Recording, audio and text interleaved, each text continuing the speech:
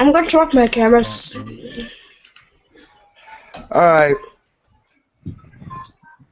alright guys, what's going on? This is your boy Liger, and I have we got a full cast of Endure with KD. us. Huh? You there, Katie? Yeah. Okay. So,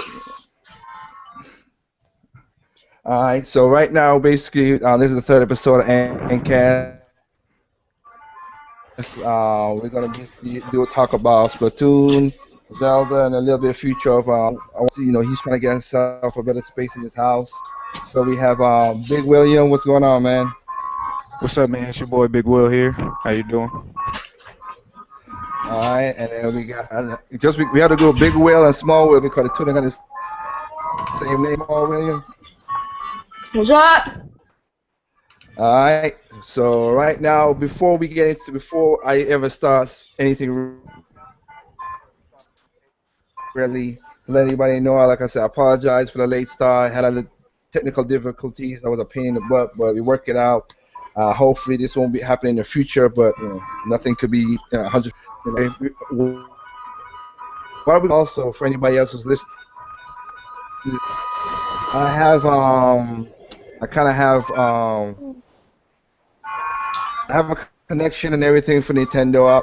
Endo is basically talking about the fun of Nintendo, fun of gaming and everything. We're not a news channel. We're not gonna do that. We just talk about having fun in gaming. So what we're gonna talk about here, I'm not gonna be using my, I should say, my contact that much from Nintendo's future. But anyway, let's try to get the big elephant out of the room right now. So Zelda Wii U got pushed back to 2016, which, if anybody has listened to my podcast and in the future, watch my channel, I was not shocked. I kind of said that's going to happen because of how things was going on. But the answer, or what the real thing that's going on, is a thing that I think a lot of people is going to be surprised of. It's going to piss a lot of people off.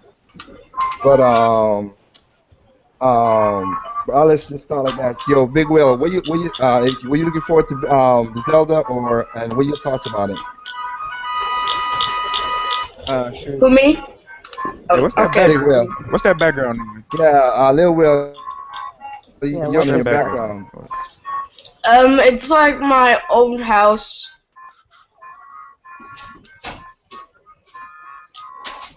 You okay, you can hear, yeah, that's much better now. Okay. Hey, yeah, Big William, go ahead. Yeah, what are your thoughts on Zelda and what do you think about the delay and everything? The delay sucks, of course, but I think as long as they take their time, get it right, I think we're gonna be wild when they get this game out. I'm really looking forward to it still. And the delay, I mean, like I said, I'm hurt that it got delayed, but shoot, there's gonna be a whole bunch of games coming out on the horizon that I'm looking forward to. So, hey, I got stuff to play, so I'll wait patiently, like I always do. Got you. Little Will, are you a Zelda fan? What do you think about the delay? What? I was saying, what do you think about the Zelda delay? I think I'm kind of excited for it. I think. All right, Katie. I know you. I know between the two of us, I'm the big Zelda fan. What do you think about it? What exactly? What do you think about the delay on the game? Yeah, I'm not thinking much about it. I mean, it's gonna come out stronger. It's gonna be great, so it's not really bothering me. Yeah, well, yeah. Between me and you, we got games still to play anyway. So, Yeah, since everybody's like that, say again. just like Big Will said, we have games to play and we can wait. Yep, we got some. We got some games to be going on. But basically, I'll say this. Um, and Katie will back me up on this in a way. Um, The reason why Nintendo back, basically the reason why Nintendo pushed back the Zelda is because of something that's getting annoying to me as a gamer. And is as for me, yes, but for other people, it's even more annoying because gamers, from since the invention of the internet has given, you know, good and bad. It's given good of Nintendo. It's given good at everybody who has a voice now and a mic. But the bad thing about it is everybody has a voice and a mic because now what happening is now, according to my friend Kenji, who works at Nintendo, they're basically padding the game now. That's what they're doing, and it kind of sucks. And the reason it's doing that because a lot of gamers are like bitching and arguing about you call it bitching and arguing about the not nothing to do in the vastness of the game.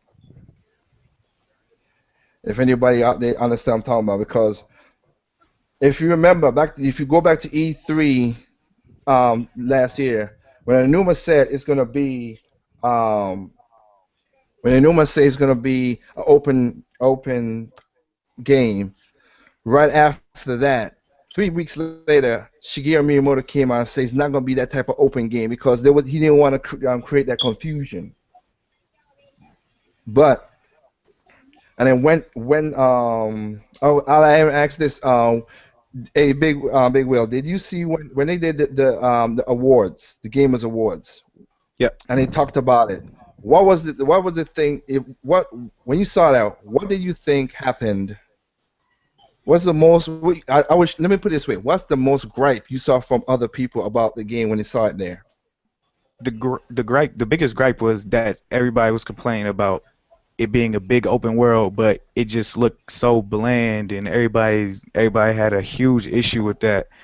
But my whole thing is, as long as the story is good and the cinematics are good, and there are like a few extra things, like it doesn't have to be a whole big side quest mesh, you know what I'm saying, like a Skyrim or something. As long as there's little quests and stuff off to the side that you can do, I'm okay with that. Obviously, they weren't going to show that at the Game Awards, so they just had them ride around a horse and whatnot. So, I mean, that was the biggest gripe, though. It Well, you it looked see, like there was well, nothing to do. yeah, and that's what I'm trying to say right now. What happened is because the biggest gripe was exactly that. So you know what Newman and his team are doing right now? Padding the game now, putting stuff. They're kind of micromanaging the game. That's what's kind of sucking right Right. now. The game was I don't know how far along it go because you see when Nintendo comes up with concepts and game design and everything else, they put that stuff first, then they work about the gameplay, then they work beyond that.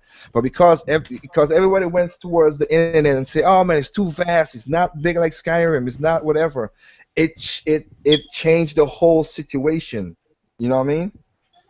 And it changed the whole situation of the game because like Katie could tell you like that. I mean, what we said in the last endcast, and Katie could back me up on this. Okay, when everybody thinks, most people think Sakurai said is because of the cutscenes, but you know more, you know just as much as me. Why did Sakurai didn't put a first player mode in Smash Brothers? because of stupid people and their idiocy.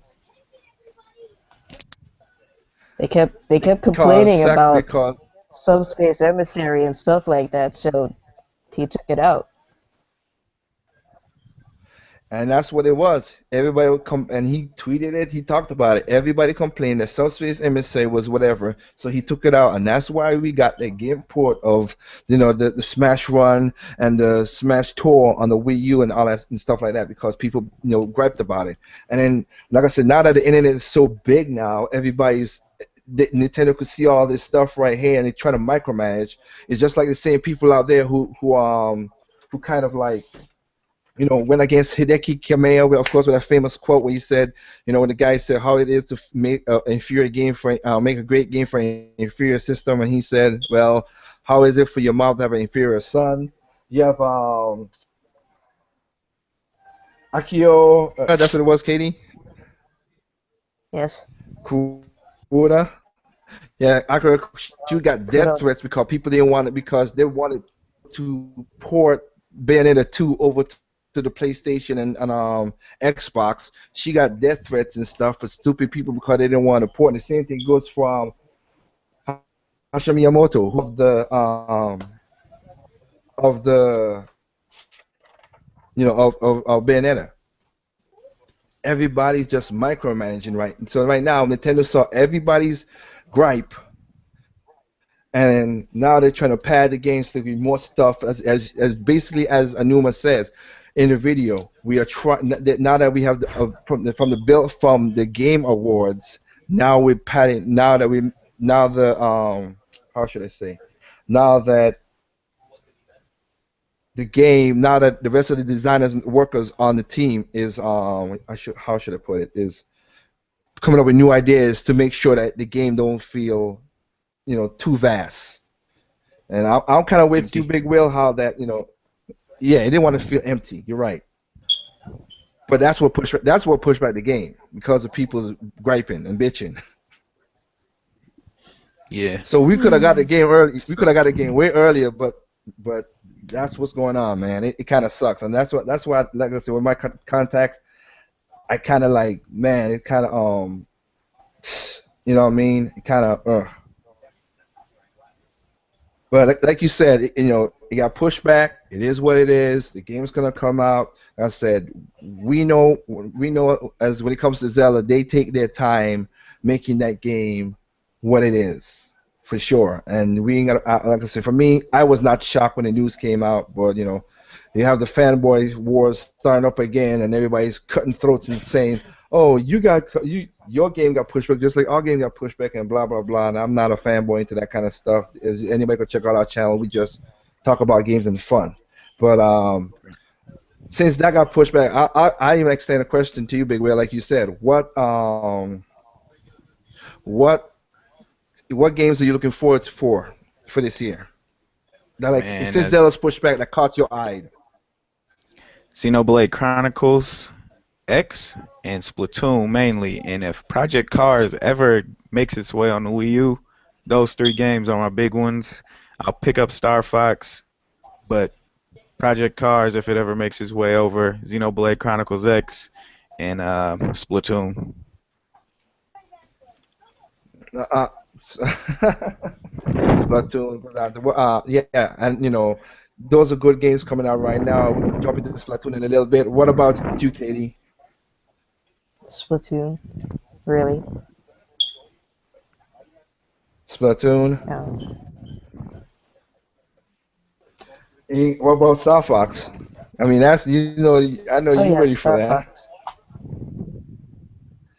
Well, I'm ready for it, but until I see more information about it, I'm not trying to overhype myself. Yeah, I got you. I got you. I see what you're talking about. Let me see if I could.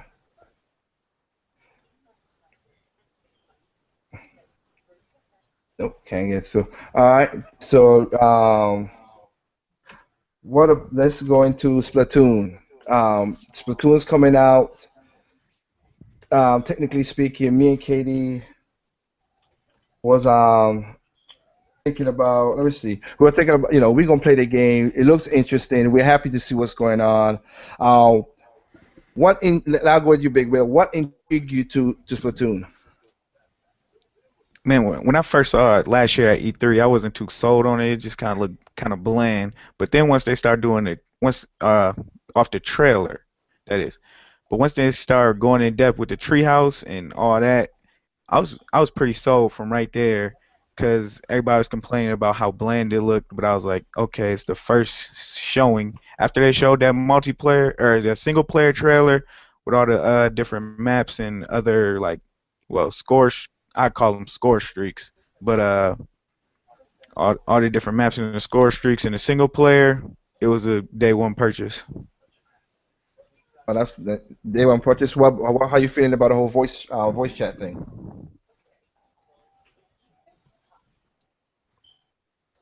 The Big Will, you hear me? How you feel about the voice chat? I'm not a huge voice chat person. I'll voice chat with friends and stuff like that, but um, it kind of works itself out because everybody talks about strategy, but it has a real-time feed of everything that goes on the map right on the gamepad screen, which you have to use. So I mean, I don't see people's huge gripe about the whole voice chat thing. Okay. Yeah. And there are workarounds like Google Hangout.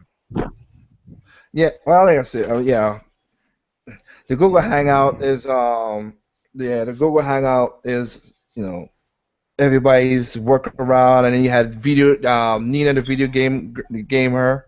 She has this thing going. Also, she has a video talking about how to do what is it called, recall, or Ray call. she has a work. Say again. Ray call. I watched that video the other day. Yeah, Her recall that bare you can work around. Go ahead. yeah, her and Go ahead, bare William. videos about the Ray call. Yeah, so if it's important, for the people out there who is important, like I said, and from where this is where I'm coming from. Like, before I pass it on to Katie, before is like, look, people, if the voice chat is important to you and you think you needed to play the game, don't buy the game. It's very simple. Nobody's forcing you to pay to buy the game. If because I look at it, if technically speaking, if it didn't had a single player, it really wouldn't interest me that much. I'm not really a multiplayer kind of person, really, but it's we'll see how that works out. So, Katie, what about you? What intrigued you about Splatoon? Well, from the fact that it was gonna be a third person shooter, really that intrigued me Uh-huh. because of all, how much first person shooters there are with Call of Duty or whatnot.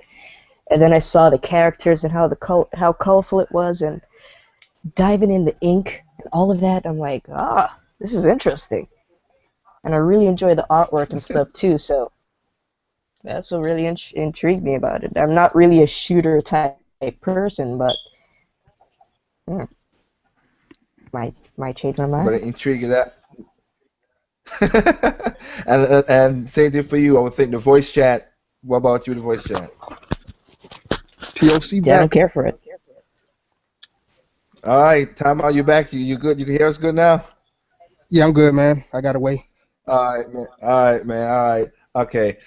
We just talking about Splatoon. What about what? I'll ask you this time. What intrigued you about Splatoon? What intrigues me about it? It just looks fun. Yeah, what intrigued you? What make you look? It just look fun. Anything It else? looks fun, man. It's just fun. It just looks fun, man. Hearing all the people talk about who played it, and they actually seem happy when they're talking about it. That's good enough for me. I just want to get my hands on it. It just Okay. looks fun, man. It just looks fun. It just looks fun. What about you in the voice chat? Because since I just asked everybody since you just came in, I'll talk about the voice chat. What do you mean, like what I? Oh, for Splatoon, you mean? Yeah, For that anything. yeah, Any, not that we have a voice. No, for Splatoon, Splatoon. 'Cause like I okay, said okay, before, okay, remember in okay. the past, I've said that Wii U has voice chat capabilities. It's Nintendo who Yeah, you just told don't me. Yeah, want to activate it. yeah, yeah. You told me because you said before that there was depending on developers or whoever to Yeah, their API through Nintendo's console whatnot. Um, yeah. But for um, Splatoon, what do you think about the voice chat? That has none. for me personally, I'm going for a little, not little, but voice chat in general, to me, I don't think people really use it usually to for the game. People use it mainly just to talk, just about anything. Really. Well, my experience with voice chat. So when I look at Splatoon, I think Nintendo made the game in a way to where even though it's a team game, it looks like that you'll still be able to work with it. Um, even without voice chat. So for me, Splatoon voice chat, of course I wouldn't mind it, but I don't think it's even though it's a team-based game, I don't think it's going to be required. I think Nintendo made it to where uh, I think Nintendo made it to where you won't need voice chat. even though it's a team game, I think they made to where it's a strategy game to where you look at the map and you rely on the map, and that way for your team, playing together or some sort. I don't know, but I don't think they really made to where it needs voice chat. But then again, you know, it won't hurt if they did, but I don't think it's a necessity because in general, I don't think voice chat to me in any game really is pretty much required. I mean, even like when I did play like Battlefield, for instance, that's more of a team game than Call of Duty. But even in Battlefield, Uh-huh. even when I had voice chat going on, we never really discussed anything in the game that was going on. We might have said, hey, there's a dude over there sniping, but you can easily just point him out, and it'd be easier to find him on the screen, once you point him out or something like that. So even then, voice chat wasn't a big deal. It's mainly just for talking inside the game about whatever, cracking jokes, whatever. So even for a game that's team player based, I don't think people even use it for that mainly. People just use it for talking. So Okay. that's what I think. Nah, it's cool. It's cool. I didn't mean to cut you off, Katie. And you were saying the same. What you say about the voice chat? I don't care for it. Simple as that. Yeah. Simple as that. I mean, everybody. It started out as a team shooter, as everybody saw, and like I said, according to people, you can see Mr. T, you can see everybody else who kind of played it. I mean, my boy Kenji, when the video came out saying that it's not gonna have voice chat, of course I talked about it to say it might not have that Kenji said that it was not gonna have voice chat in it, and I was like, it is what it is. He told me that the way the game is set up, it could be played around the voice chat, really.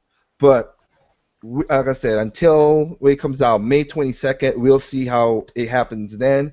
But everybody, I wish everybody could calm down. And like I said, if the voice chat was something major for you guys, don't buy it. If you think that that's what you need to play the game, don't buy it. If it is not, then you know what else? I mean, ain't no else we could argue about about that. Yeah. But huh? So everybody has their own choice. Nobody's forcing you to do anything to buy the game. But like I said, Splatoon looks like, to me, in my opinion, Splatoon look fun. I like the single player looking really cool to me. It looks like they're putting a good single player. It's kind of like a Mario World, Mario Galaxy mixed in with the shooter. And as Katie would tell you, I mean, I would tell you right. Like Katie, you have the more experience with the twin stick when we played Nintendo Land. Yes. When we did the Metroid thing. Yes. So I'm not a twin stick shooter mostly, but it looks like I have to get used to play this game. It looks fun. We have that game right now ready to go. So like I said, ain't nothing else. I don't know why people are griping, but that's just the gaming world itself. Everybody always gripes about the smallest things out there. So I'll move on to.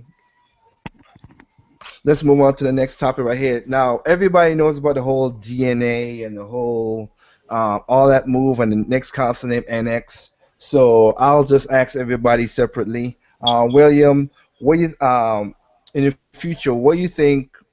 And this is a question. You ain't got to worry about game popularity because, like I said, as Timeout knows and Katie knows and everybody who comes to my channel, Nintendo Wii U is in third place, but it makes the biggest profit. So I don't care about sales. I don't care about very correct. Very correct. Yeah, so I don't care about sales. But what in the future do you want the NX to be? Just give us your thoughts. In the future, I think that first of all, I think the NX is a handheld. That would be my first statement. Second of all, I think what the NX will be, I can't remember who they were working with that screen technology where you can have like multiple setups on a screen. I think it'll be something along. I think. You mean Sharp?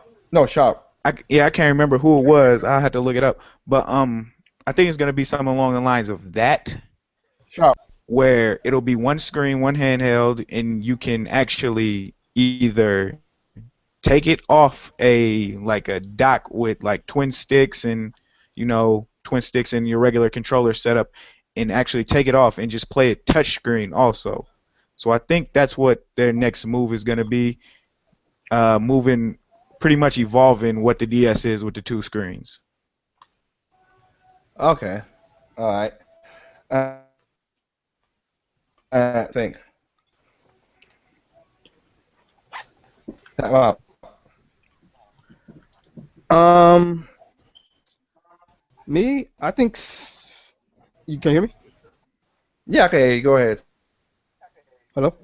Oh, okay, Sorry. okay. Yeah. It's about NX. Um, well, shoot, man.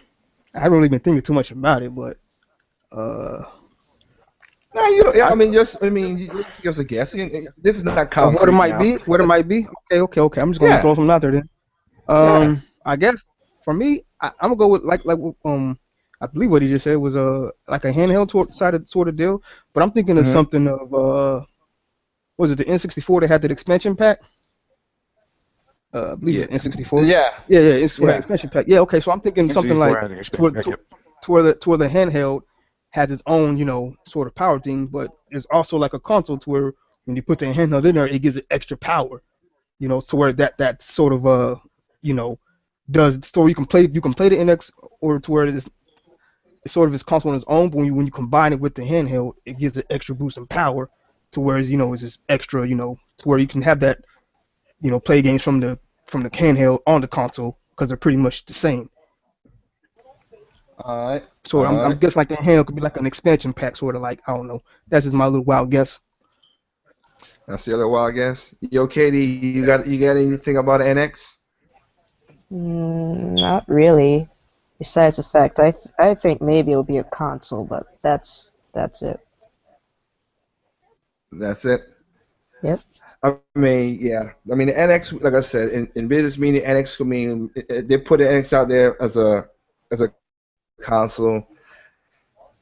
I don't know if I mean if 'cause right now everybody's talking about they want this fusion thing that everybody's talking about. It'd be the fusion you could walk around with the handheld or give a longer I should say give a longer connection with the gamepad or something small like that. So everybody's talking about that. For me, like I said, once I find out what it is, if I have a good chance, I'll let people know about it. But I just wanted to wanted to see what people know about NX since it's such a big topic and everybody's throwing all kind of crazy ideas left, right, and don't even know what they're talking about. As journalism nowadays, as we all seen, gaming journalism sucks, and they don't Yeah. do Yeah. their job right. They don't do the job right. So, um, with that saying, I'll start again with you, William. What now that we have this whole DNA everything connection thing? What do you think about the whole? I mean, like I said, what do you think the whole Nintendo entering the mobile market? What's that? What's your thoughts on that? Who we going to first? Me? Yeah, William. Yeah, Going Big Will? All right, all right. The mobile Big Will. Yeah, market, I'm I sorry. Yeah, mean, I had to. yeah, yeah, I really don't care for mobile games or anything like that. But if they're gonna rework their like server infrastructure and like make the online experience better for Wii U and 3DS owners, hey, I'm all for it Hmm. with the DNA. Okay. I mean, they're gonna make games. They're gonna make games for it just so you could get the people who play in the mobile market, of course. But that's what we see how that works out. What about you, Tama? What do you think about the whole mobile market thing? For DNA or for the mobile thing, Yeah. Yeah. I'm I'm with what you just said. I don't care too much about mobile games, although I have been suckered into a few of them. Uh, but I I know, stopped right? playing. I stopped playing those after me not wanting to spend any money to get better at them. But um uh Hmm. from what they said, I mean, like people have mentioned already, I see this as them, using it as a advertisement for the consoles and their handhelds and stuff like and any other new things they come out with. That pretty much is. Oh, and one thing Nintendo also said was, I believe I read it somewhere that they said one of the main reasons why they partner with these guys is because they have a lot of experience in networking services and stuff like that, not just for games. but they have a big backbone in networking as far as IT and stuff like that goes. Yeah. I read that somewhere. So they said that was one of the main reasons why they chose them, not just because of the because I believe somebody said they had a whole bunch of people they could have partnered with or whatever, besides these guys. But Yeah, they said that, since yeah. they had a heavy backbone in networking as far as IT goes, and that's one of the main reasons why they chose them. So I believe they're going to be making their system for the online and stuff like that from these guys. So I'm guessing that's one of the main reasons why they chose them. Was not just for the mobile, it's so they can get that part as well. So I'm more interested in that than I am mobile. See what they Yeah, do if I with can, that part. Okay. if I can add something real quick. Yeah, they said something about they was gonna be working more along the lines of doing like the reboot of, we don't know what it's called yet, but I'll just call it the new Club Nintendo service. Yeah, Hmm. So yeah, that's what they said they were gonna be doing mostly, but yeah. I'm guessing the mobile part was just another part of, since they already do that. They just okay, yeah. let's add that in there. I'm guessing that's like a side thing they did for with them. All right, all right. Yo, Katie, what about you? What you think about the whole mobile thing? I mean, you play more mobile games than Uh, me. I mean, I only play rhythm mobile games, and that's it. But Hey, hold on real quick, y'all. Okay. I'll be right back. No problem, man. But it's yeah. But basically, what happened is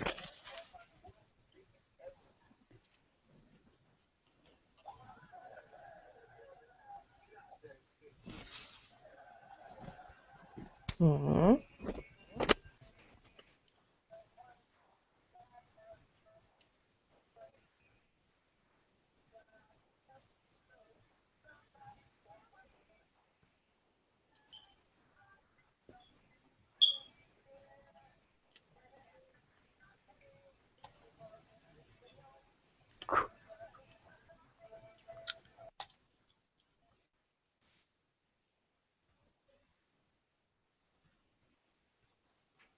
people like to screw Nintendo. If you know what I mean, like when it comes to making contracts and stuff. Hmm. So as me and you and Taiwan, we talked about when many times that Nintendo come with these contracts and keeps on everybody keeps on I forgot how you say it. They keep on going out. You know what I mean? Like with the same thing with Capcom, the Capcom 5, with Ubisoft. As we the last big one was Ubisoft.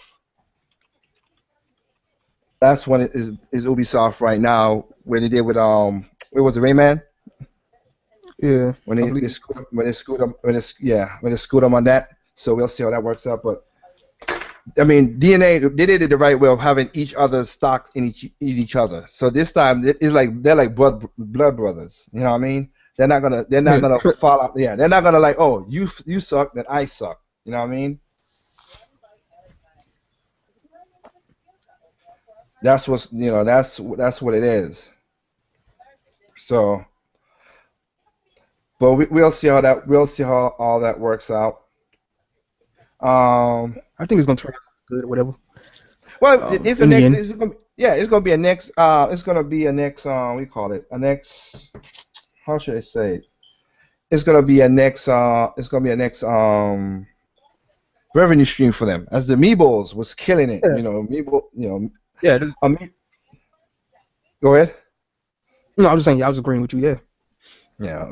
Amiibos is making tons of money for Nintendo. So again, I can't argue with that. Selling over 7 million. Please. That's easy. That was easy money for them. So we'll see how that works out. Um, Let me ask, since I can't get, since he's on mute, I'm trying to unmute the other guy, but it's getting a little difficult to do it right now. And I'm sorry about that, little Will, to mute. I'm trying to do it right now. But other than that, since you said you play mobile games, or let me put it this way, hey, Tama, have you played any, um, how should I say, free to play? The word free to play. I played that Clash of Clans. I don't know if that's free. Is that free to play? I don't know if it is or not. Yeah, it's free because I didn't pay for it. So yeah. But I stopped playing that after like a few weeks after I realized I had to wait forever to keep upgrading and stuff like that, and I was not finna spend any money. on upgrading, so I stopped playing that game. But that's pretty much the only one I really played. But got tired of because I got tired of waiting for the upgrades taking weeks, days to upgrade.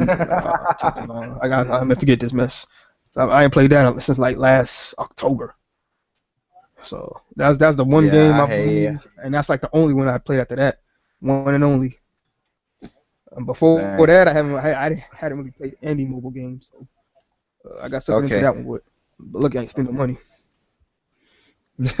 Okay. Like so and then you played Rusty's Real Deal Baseball.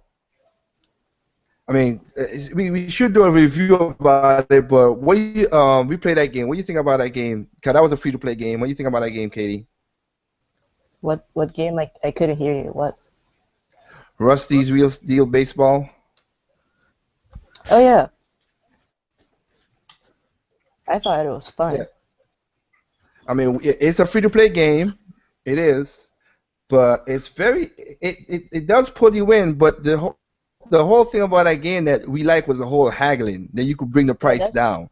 that's the interesting part about the game. Like, if you really wanted to like buy the game or stuff, they give you like these certain things or stuff, so you can like talk to the person to get the price down to like I think 50 cents or Yeah, something. sometimes you can get lucky and get it down to 50 cents if you're lucky. Yeah. But mostly it was like it was $1 or stuff like that. And we played. We basically bought half of the game. But I mean, I have to say the part that we played was fun. Cause me and you went back and forth trying to get the highest scores, which you're better than me when it comes to button like rhythm. Yep. But I mean, like which one of the game was you good in? Which part of that game you were good in that you beat me on very badly? Was You the know, one with tires? I don't remember. I don't think it was the one with I don't remember. I think it is the tires. 'Cause it drops down with Y, X, B. I think so. No, I think it was maybe the one where it's just hitting and it doesn't really have like the button prompts. Uh-huh. Oh, I think I know what you're talking about. Okay, yeah. And that's a free to play game, and they're types of games those are the type of games that could go towards the mobile market. As you said right there, like they could put I mean Rhythm Heaven. I know that's one of your favorite games, but it could be played on a We phone. need to And make another one. that could be played on their phone. I mean, we know they're not going to port any big games, of course, towards the mobile market. But again, the reason I think it's a good idea because Nielsen Business Weekly and Nielsen Business Weekly and Forbes. Everybody has this whole thing that the handhelds are dying off because of mobile. Now, yes, we have a younger generation that's playing more cut the ropes and Angry Birds and Match Threes. But the thing that everybody needs to know that when these guys did this survey, the most younger kids basically jumped towards handheld than the console because it was such an easy to go mobile to mobile. So I don't think Nintendo's nowhere close to cutting out the mobile thing. There's a lot of game sites that everybody's talking about. So we ain't gotta worry about that. So with that part out of the way, NX is out of the way. We did and of course like I said, DNA's out of the way. Hey, Big Will, you back? Yeah, I'm back, man. All right. So we're gonna start the next question right here. What what do you think Nintendo needs to do in the future? Again, once again, and this is a Nintendo thing.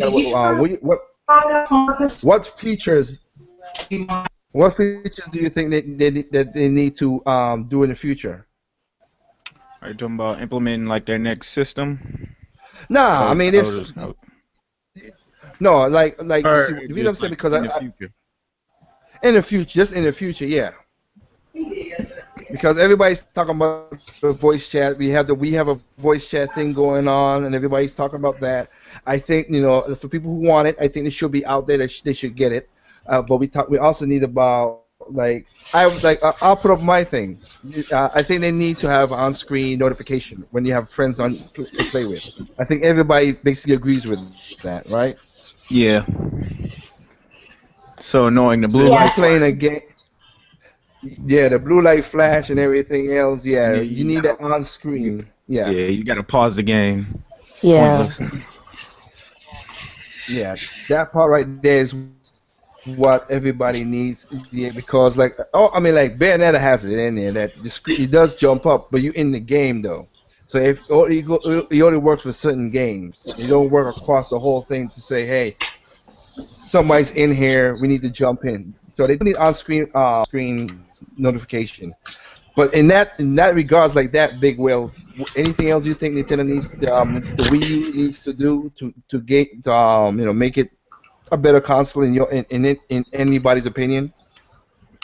Well, I think it needs to, if they can, better integrate Miiverse into the whole system. It seems a little separated right now, but they need to better integrate it into the whole system. I think it'll make things run a lot smoother. Excuse me. Yeah, I agree with that.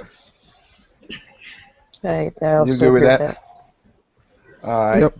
So it's basically, and that's where the whole DNA thing is going with the whole. We combine all the what do you call it, the networks together so everybody has for all the systems. Correct. Yeah. And I want to throw something in there that possibly might happen. I don't know if they're gonna are they gonna be implementing it this year? I believe what they said, or sometime this year, or What they Yeah, said, yeah. yeah, I want to say it was this year or beginning of next year. Well, okay. So one thing that okay, go ahead. no, I was saying yes. They're gonna talk about it, of course, at E3. They're gonna roll it out in the fall. The new program, the new royalties program, also the connection between what's going on with DNA and the backwards, the backbone of like what Big Wheel was talking about. That's what they're doing right now. They're figuring out. They're taking out the Nintendo Club, putting this new thing in there. We'll see what happens, and that's what they're gonna try to do right now. If you have your phone, you can still do it. If you have your 3DS, you connect. Also, your Wii U, everything's on one setup. Get out of here. That's what they're trying to do. So my question is, let me start this question again. Okay, so Big Will, what do you think? Okay, since that's the case, what do you want in the new Nintendo's royalty program?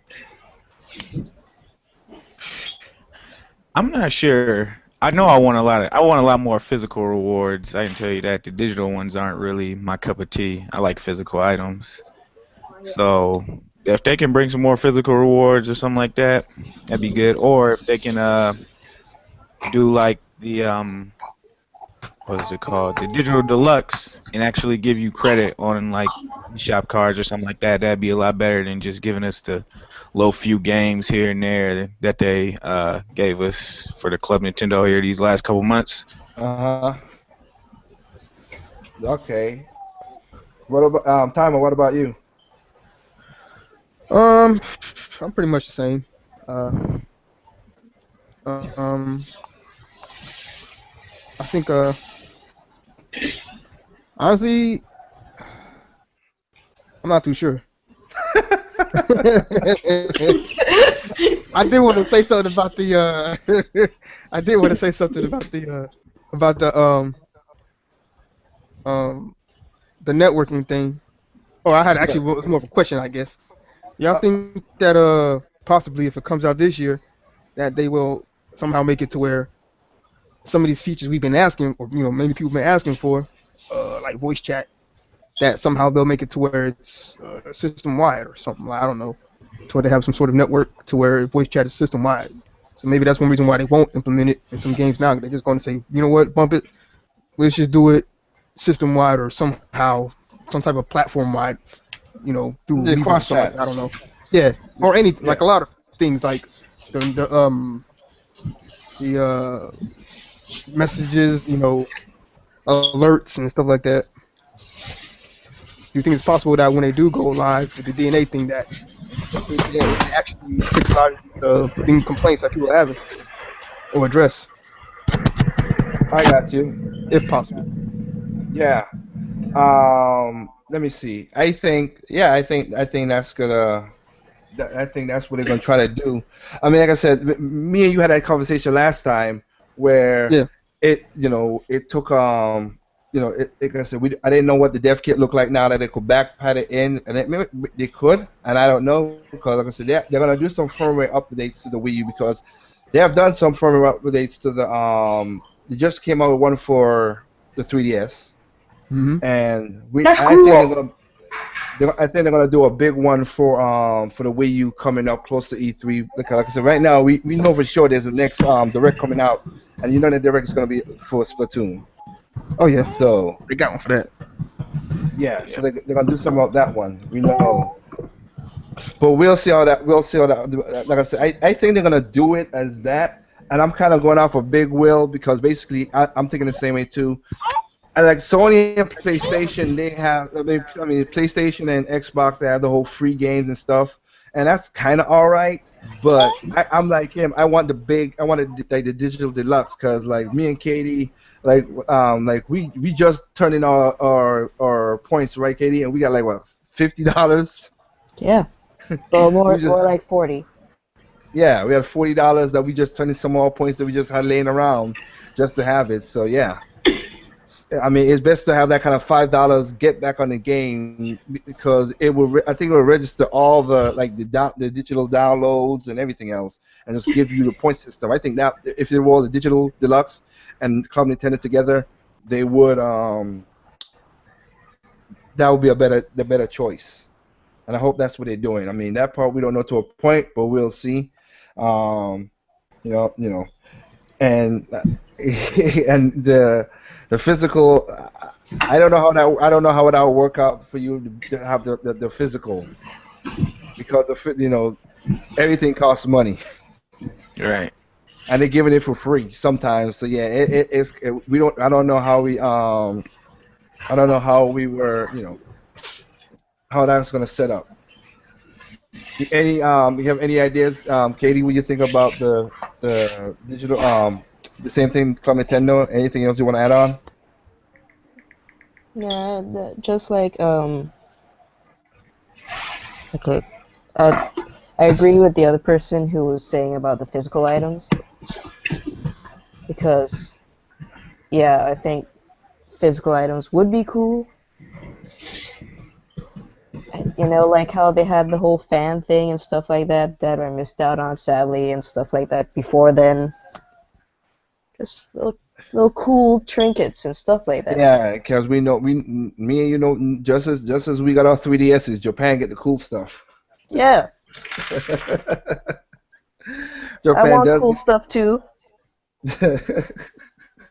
Yeah, so okay, so it looked like Big Will and Katie, y'all on the same page. You want a physical store. Like I say, it all depends on how much money they tend to want to spend on it, but we'll see how that goes on. You know what I mean? So let's see. So we got that. Like I said, Zelda's pushback. We all know the game's is gonna go to what it is. What about? I'll start with you, Big Will. What about what you think? Since that place is gone back, do you think Star Fox gonna be the game that gonna make the holiday spot, or you think it's gonna be a surprise at E3? Uh, Who's this for? Oh, yeah, it I'll is for start me. with It is Big for me. Will first. Well, yeah, it's me first. I don't think it's gonna be one game to take that spot. I think it's gonna be a couple games. Probably, most likely, Star Fox will slide into the spot of Zelda, and it'll probably be another like a Toad type game. Not exactly, A same $40 vein, but game. yeah, $40 game, another $40 game. Take that spot because you miss some big shoes to fill right there. Yeah, I hear that. Well, you got some you do got some big shoes to fill. I mean, but we have. I mean, we don't. But what happened if it's Xenogear? 'Cause Only reason I that's a 300-hour game. only reason I don't think it is gonna be Xenoblade Chronicles X because they said they were pretty much done with the game. They're just in translations and whatnot. I think we'll see that game around the time Hyrule Warriors came out. I want to say it Okay. was August or September. What's September? Yeah. Okay, you think it's around September that's gonna happen? Go out. Okay. What about you, timeout?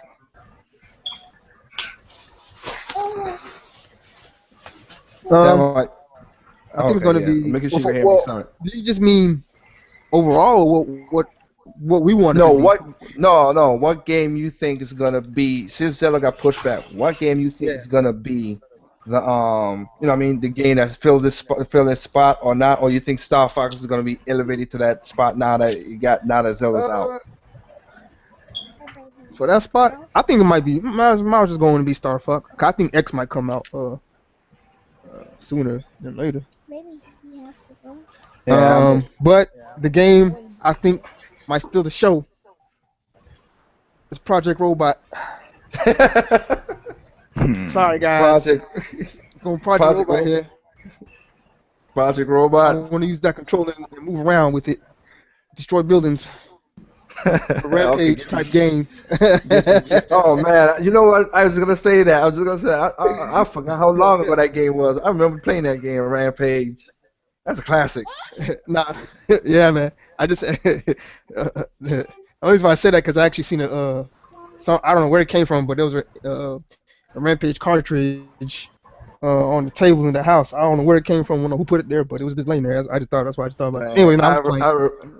Nah, I remember that game, man. I remember having fun just being. You had the monkey, you had the lizard, you had the Yeah. thing. And you just go punching the windows, try to punch the windows so you could get the people and hope you don't get the toilet. So that was that game. That was a cool game back in the day, man. Oh, dang, I forgot about that. So you might be right. Hey, Yeah, hey, yeah, Rampage was tough. maybe I should tell Scare Miyamoto, hey, Rampage, man, turn that game into a Rampage. That's a Yeah, that's classic what game right maybe there. maybe that's what he was thinking about when he made it or something. Maybe he might have some features of it or something. We don't know. Maybe they just might surprise us. Okay. But now, actually, what I would like to replace it though is not replace it, but have a big presence hmm is Devil's Dirk, man. Cause I was just gonna talk about I that. want that. Yeah, I want that game Yeah. to. I really want that game to be good because I really want to play that game. Actually, the story mode, it's gonna be story mode. The story mode, you know. I Yeah. always play story modes first before I play multiplayer, anyways. So that's gonna be already for me. But multiplayer, I want to see uh how much different that is. Like Splatoon is different, you know, multiplayer. So I want to see what it was third, you know, got. I mean, we already seen what, you know, some things are bringing to the table with it. With the with the building the structures, I believe building your base or whatnot. That right there alone got me thinking of games like StarCraft and stuff. I mean, it ain't gonna be like that, but that got me thinking of games like that, building your own little base, whatever, and just solidify it, you know, stuff like that. See who and I believe it's like people can attack it and stuff like that. So that got me already on another level, ready to play it. So I hype myself up for the game, even though they ain't even hyping it up. I've been hyping myself up for it on the in the background. So I'm looking for that game. All right, The I most, guess like so. the most I guess you could say, because it's not from Nintendo. It's not from Nintendo, but it's a game that's looking like it might be has some promise to it. So Okay. All right, yo, KD. Like I said, I know how Zelda is between us, how it is, but what you for Nintendo itself? What do you think Star Fox is gonna be the next game that's gonna elevate to that spot, or do you think there's another game that you're looking forward to? Uh, I think maybe it will because, Star Fox has been, let's see, under the covers, like, for a long, long while. hmm So the fact that the game is gonna, come back, most of the fans of Star Fox will, go back and draw to it. But Um, just as much. oh, sorry. Just as me though. I was not a decision, but just as good as me, Katie, that some of these people are fickle fans. yeah, I'm. Yeah, uh, They're fickle fans because, like I said, there are not many people who who jump for joy for assault and adventures and everything. Star Fox has its ups and downs, so Assault in 64 is still the best in my opinion. Well, It's Shigeru horrible. Miyamoto is the one looking over this. Huh? I said Command is horrible. Yeah, we didn't like Command that much, but we played it. We played it. But Sadly.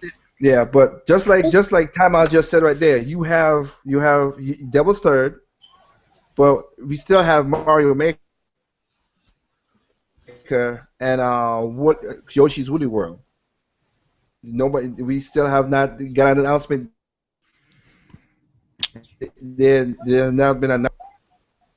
I completely forgot about Mario Maker. That might fit. That might fit in that Toad slot, actually. There Yeah. you go. It's just that you don't hear much about these things, then you just kind of I forget about them. I got a question real quick. Yeah. Is Will Lawrence in timeout? I mean, he's over there pleading for his life. I know. You put him in timeout, man. I've heard time out. Too much feedback. I'm trying so we could keep it sane. There's too much feedback. Nah. But yeah, you that's your joke because of where you in. I know that's why. I know. Hey, hold on, man. See now you might gotta do some time out. But yeah, I know, right? Look, he gotta do the same thing too. But you know what? Like I said, Woolly World. You're right. Woolly World. I mean, Mario Maker could be in that Toad spot, like you said. But then you still got forgot about Woolly World. we got Woolly World still. Forgot about that. Oh man, maybe Woolly maybe the World. Bayonetta spot. So okay, so basically you trying to so what you trying to say this was like September, Yeah, Xenoblade, then October Woolly World, then November Star Fox, then December is Mario Maker. they hit us like that last year. I mean, Boom. so month, Nope. something new every month. So Plus the games they ain't announced yet. Yep. yeah, Oh, they got some cool games. E3 is gonna be something different. I'll tell you that right now. And it's gonna feature a certain person there. I mean, one of the game characters that I think a lot of people are gonna be like, but it'd still be surprised, and I can guarantee people are gonna buy it. But I'll leave that for when E3 comes around. But yeah, if that's the game, if that's the stuff you guys think it's gonna be, then look at everybody out there who's griping about certain things. If the list I just gave off is, you still got games to play. yeah. I think that's the biggest reason they moved Zelda out of 2016. They wanted to because if you think about it, if anything else releases by Zelda, they're pretty much gonna kill themselves because I don't think anybody will buy anything else. So I think they're gonna let every other game shine they got coming out, and then leave Zelda in a 2016 by itself. It would probably be the first game that drops in 2016. That's a possibility. Hey, that's Like the whole Smash Brothers thing. yeah. Yeah. Well, yeah. That's like I said. Oh yeah, I forgot. I don't think just in case get you caught up time out since you wasn't here. Like I said, yeah. Zelda. I'm with William that it's gonna be 2016. Like I said, the game was basically almost ready to go this year. Time out. Mhm. And but because of what happened in the Game Award and people griping about the game being too empty. Okay, I see what you're saying. They're being too Put more empty. stuff in and whatnot. Yeah, so now they're padding the game. Okay, fine. Yeah, they're padding Put because some birds here and there, some animals here and there, I guess. well, no, putting kind of like Mojero's Mask, a little more side questing and stuff. So it don't. okay. Yeah, because they don't want it to be so boring. Because like I said, as William said at the beginning of the cast, as soon as the VG Awards finish, what was the biggest gripe everybody was talking about? Oh man, there's nothing to do. Yeah. and according to Kenji, he's like, man, why do we? They're basically micromanaging the game right now. To like, okay, we got to make this game so people be what it is. Like I said, I have faith in Enuma and Miyamoto and them when they talk about doing their games, but it is something that kind of like messes games up when people micromanage it too much. Yeah, try to please too much. Yeah, because like I said at the beginning of the cast, like I said, there's many times like as Katie and Mia talked about it. The reason and you wasn't here. Okay, you wasn't here in the last podcast. You was in the first one. In the last podcast, I said it again. Sakurai. The reason Sakurai took out the first player mode, like this, like classic mode or the subspace emissary, because people were griping about it. People didn't like it, and then he took it out, and now you got people griping about it again. So it's just Yeah. you can't. You're right. You can't please everybody, Nope. and then you get, huh? Not saying nope. You can't. Not saying nope. Yeah, you can't please everybody. So everybody right now. So right now, that's why Inuma said, okay, we came up with some new ideas and we're gonna put this in because Nintendo always they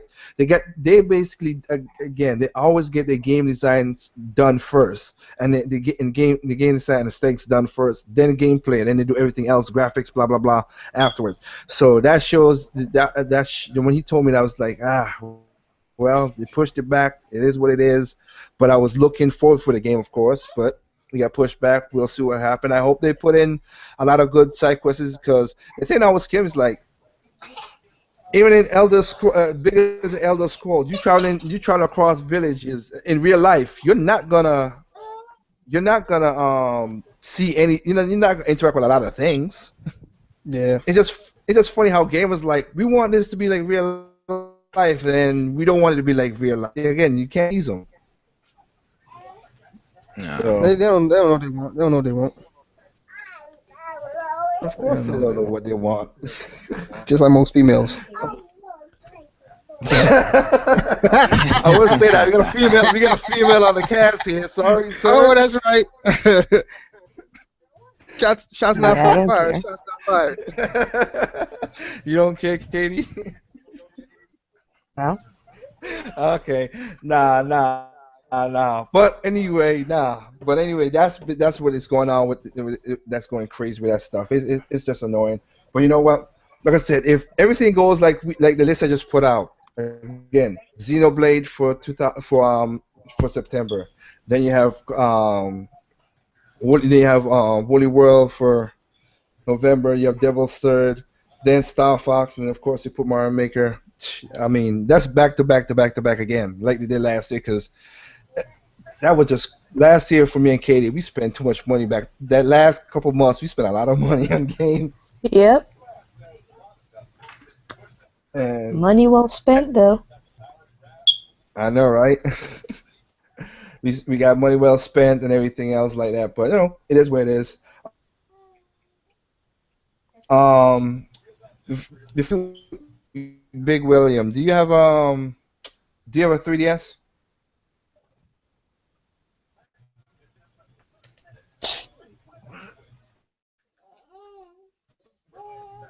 Oh, must have lost him. Time out. You back? Yeah, I'm here. You have a 3DS, right? Do you have a 3DS? Yeah, I got through. I got a few 3Ss. I got Alright, one. man. Yeah. I'm just saying this because the reason I'm saying that because what was the last game you picked up for the 3DS? Let's do that so we could help people out because everybody always looking for that new shiny thing instead of there's so many games that came out that people just play the game and then you know what I mean they just let it go to the side. So Yeah, if I you got have Super Stars, the last one I got. so what games you got for your 3DS? The last one I got was Tipping Stars, but all the games I got, I don't even remember. Nah, all the I ain't got games I to. What's the most recent game that you're playing right now that's like that's on the 3DS? So you don't gotta be like the Wii U thing, but like that's holding you Okay. now for the 3DS. The last one I played was Tipping Stars. That's the only one I've been playing lately, actually. Okay, Tipping Star. Yeah. How's that game to you? I mean, it's good, man. I didn't think it was gonna keep me that interested, but it actually did. I'm kind of mad at it sometimes, but yeah, it been keeping me what, what, it's been keeping me interested, keeping me on it, why you say it's gotta keep you mad? man. And some of them stages be cheating, man. I don't know, man, but some of them stages be against you, you know. So But hey, it's you. I'm sticking to it though. I got you. I got you. What? Yo, Katie, what's the one you're playing right now? If you're playing 3DS. And I'm moving between Smash mostly, just Smash. Oh yeah, you're still doing Bowser. I remember now. Yeah. Well, not really. It's just more of a quick thing. Just when I open the 3DS, just to play some Smash and whatnot. I need to get back into finishing this Delta episode for Pokemon and finishing Bravery Default and all that. Oh, you saying finish Bravely Default? Dang, I thought you did. I still gotta grind, and it's making me sad. Hey, what about you still gotta don't forget Gunvolt. I know Gunvolt. I have so much games to get back into. I know, right? School is making me sad. Hey, Big Will, are you there still? Yeah, I'm here, man. I had to step off for a little bit. No problem, man. You got a 3DS? Yeah, I just recently picked up a new 3DS. Just Okay. yesterday. As a matter of Okay. fact, yeah, picked up that Monster Hunter with it. So been dabbling with that a little bit. I'm a huge Monster Hunter fan since I played Try on the Wii. So that game hooked me. So I'm a big into Monster Hunter now. But previously, before I had some other 3DSs, Pokemon X, Y, Pokemon X and Y. yeah, Pokemon X and Y. Awesome. Yeah, that is awesome. All right, so that you guys, so there you go. So you have tipping stars with timeout. You have Little Will. Since you going back and forth, what game did you be playing for your 3DS? I played like a lot of games. Like I did. It's just like a lot of games that I've played. It's just a lot. Well, what's the last one you've been playing? Uh, I guess John Life. Drawing the Life. Yeah. All right, there you go. So we have Drawing Life for Little Will. We have a Monster Hunter for Big Will. We have Tipping Star for Timeout. Like I said, Katie just list off a lot of stuff. A lot of games. For me, I know. I'll be For right me, back. I said for me, I've been playing this game called I keep on pronouncing it wrong. Altino Blade. It's a downloadable game on the eShop. I mean, I'm also like Katie. I'm back into game Gunvolt. I beat the game. I got the true ending and everything. But when I got an update, I did not notice there was they added 5 more extra stages with the gauntlet, which I beat the first one, and that was tough. So if you like those kind of games, man, yeah, I'm gonna attack that once in a while too. But Altino Blade is kind of like a side scroller hack and slash.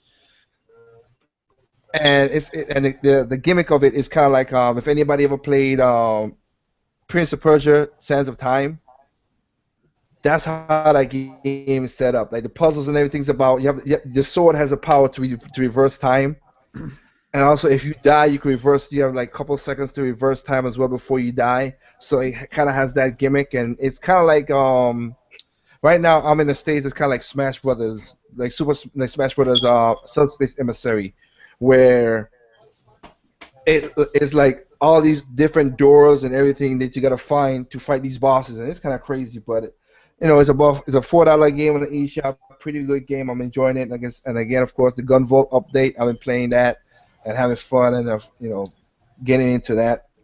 But the only reason I asked you guys for the game, which is good, because again, it's one of the things that I don't understand why people need to have the shiny stuff all the time. There's so many games out there, and people just ignore them. Because everybody always talking about, oh, there's a drought here, drought here. Every console has a drought. It's just because of your preference. And huh? I say it's true. It's just your preference. You like what you like, and everybody's gonna be. Everybody always like,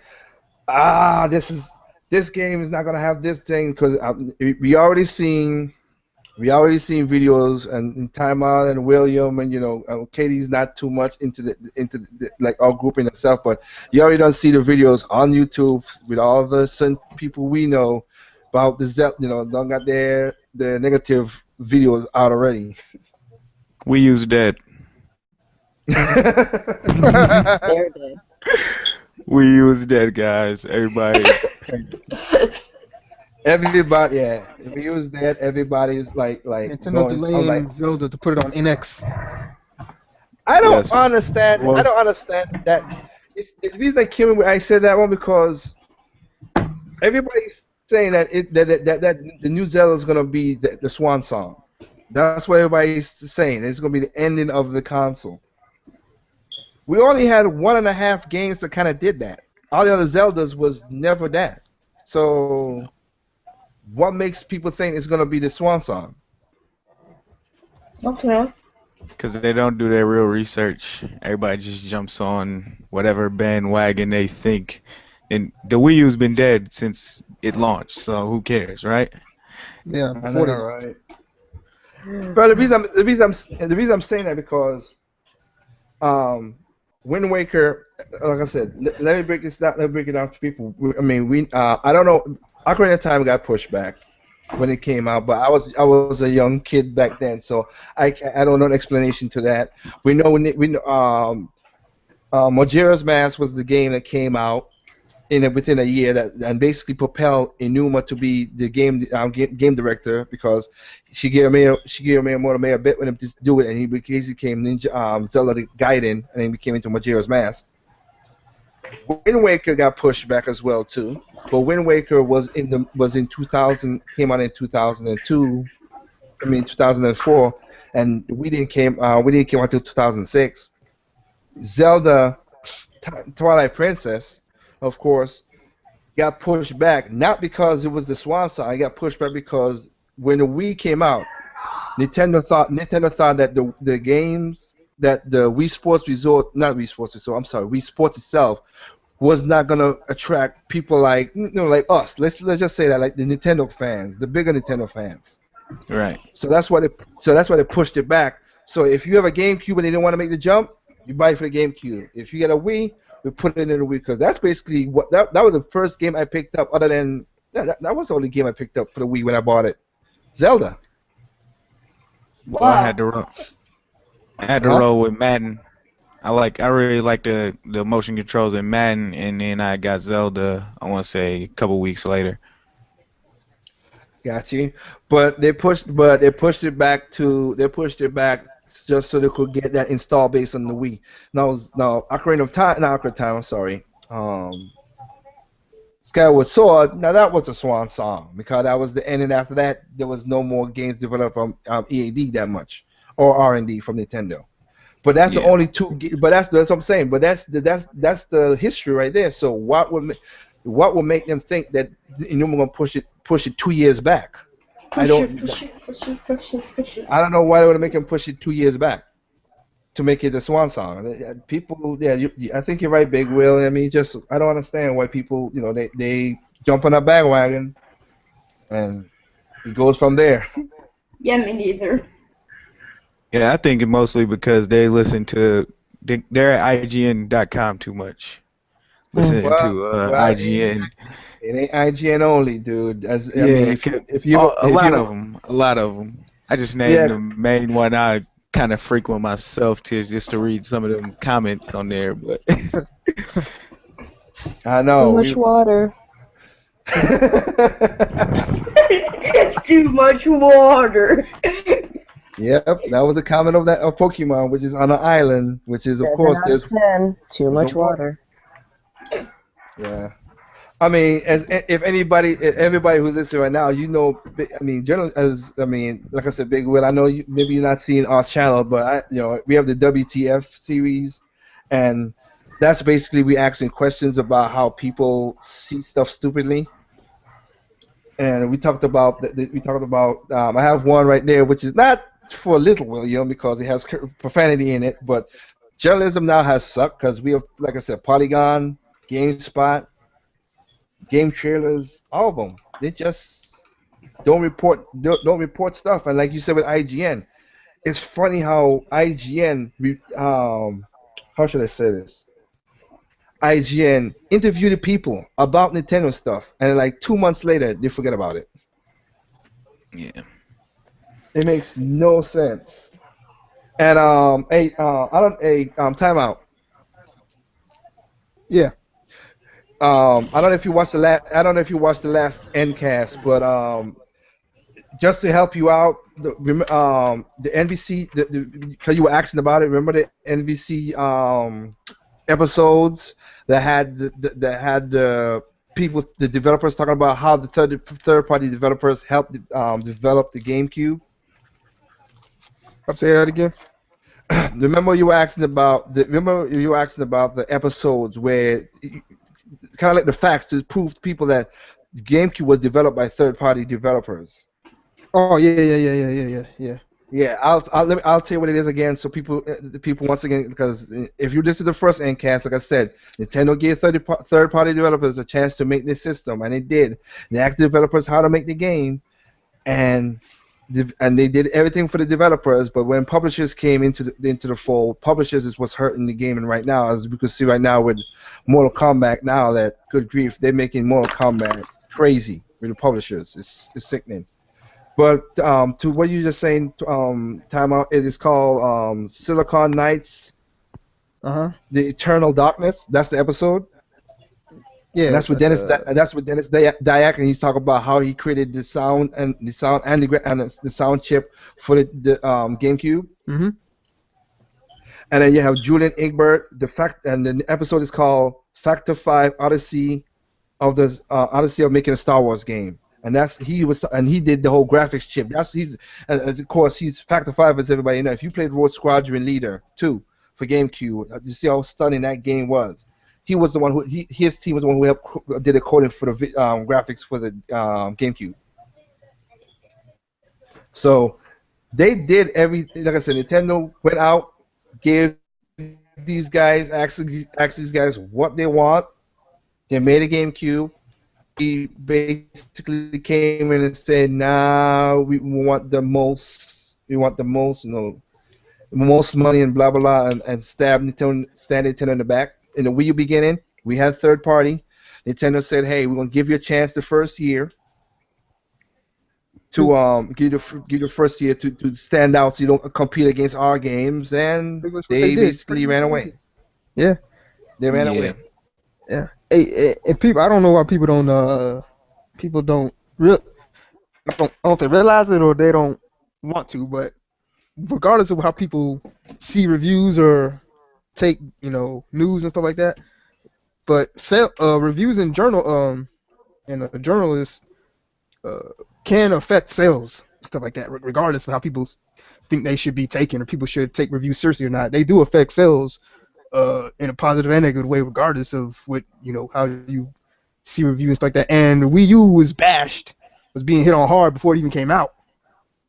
Okay, when it came out and after it came out. So, and I'm just saying that because third parties used it as for, of course, maybe the publishers obviously had their reasons for what they wanted to do, but regardless, it ain't help out the Wii U in any way, shape, or form when they cancel games and finish games and decide not to put them out anyways. When they had like you said, Nintendo gave them a whole year pretty much to come out with their own games because third parties were complaining that they can't I don't know which developer said it, but you had a developer came out pretty much and gave the reason why they don't want to make games for the Wii U because they said they couldn't compete with the Nintendo games, and Nintendo gave, like you said, a whole year pretty much to come out with their own games, and they didn't. It was basically Dan Adelman who was the indie any chief for Nintendo. He said that. But the thing that killed me, and you had people like certain people. I don't want to call their names because they just what they are. It was those people who jumped on that one the whole story, but also in the story, which a lot of people never report or talk about, was he also said they need to be polished games. You can't be Yeah, a whack port. And we, as me and you, time we talked about before, there are many games that people always say, "Oh man, there are a lot of GIMP games coming to the Wii U and people don't buy it." There was a lot of GIMP games that PlayStation 4 and Xbox got from Nintendo that played horrible yeah, Yeah. yeah. Hey, if because I it got was optimized. It was go ahead. if I can jump in real quick, and I read a couple articles. I don't know if this how true this is or not, but I heard, you know what I'm saying, after those first set of third party games came out, and they actually, well, we can say they tried, but half of them was just half dumb ports.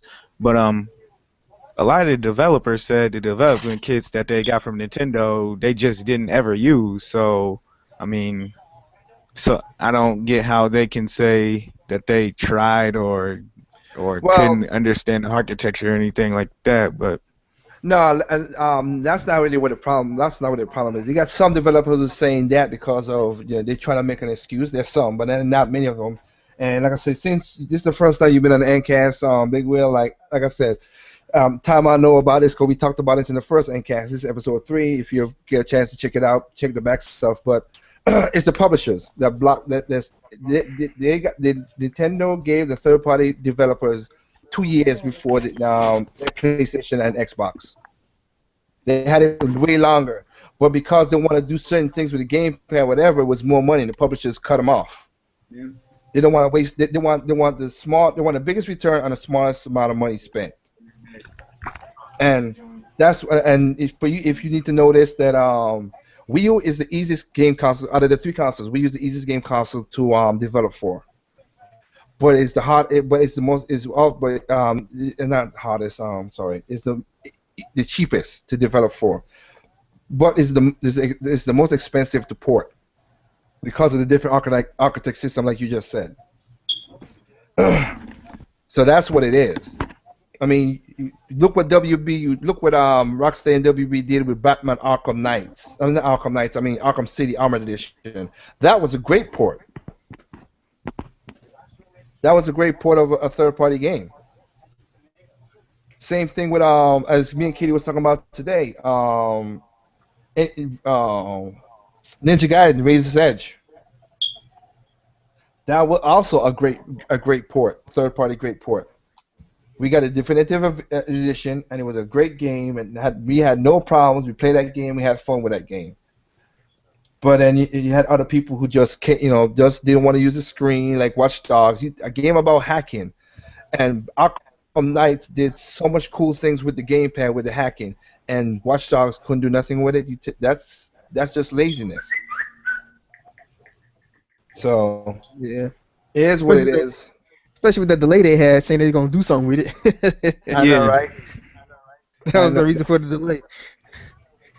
Yep. give me a map That. on the screen. A Like map. I said, What the heck?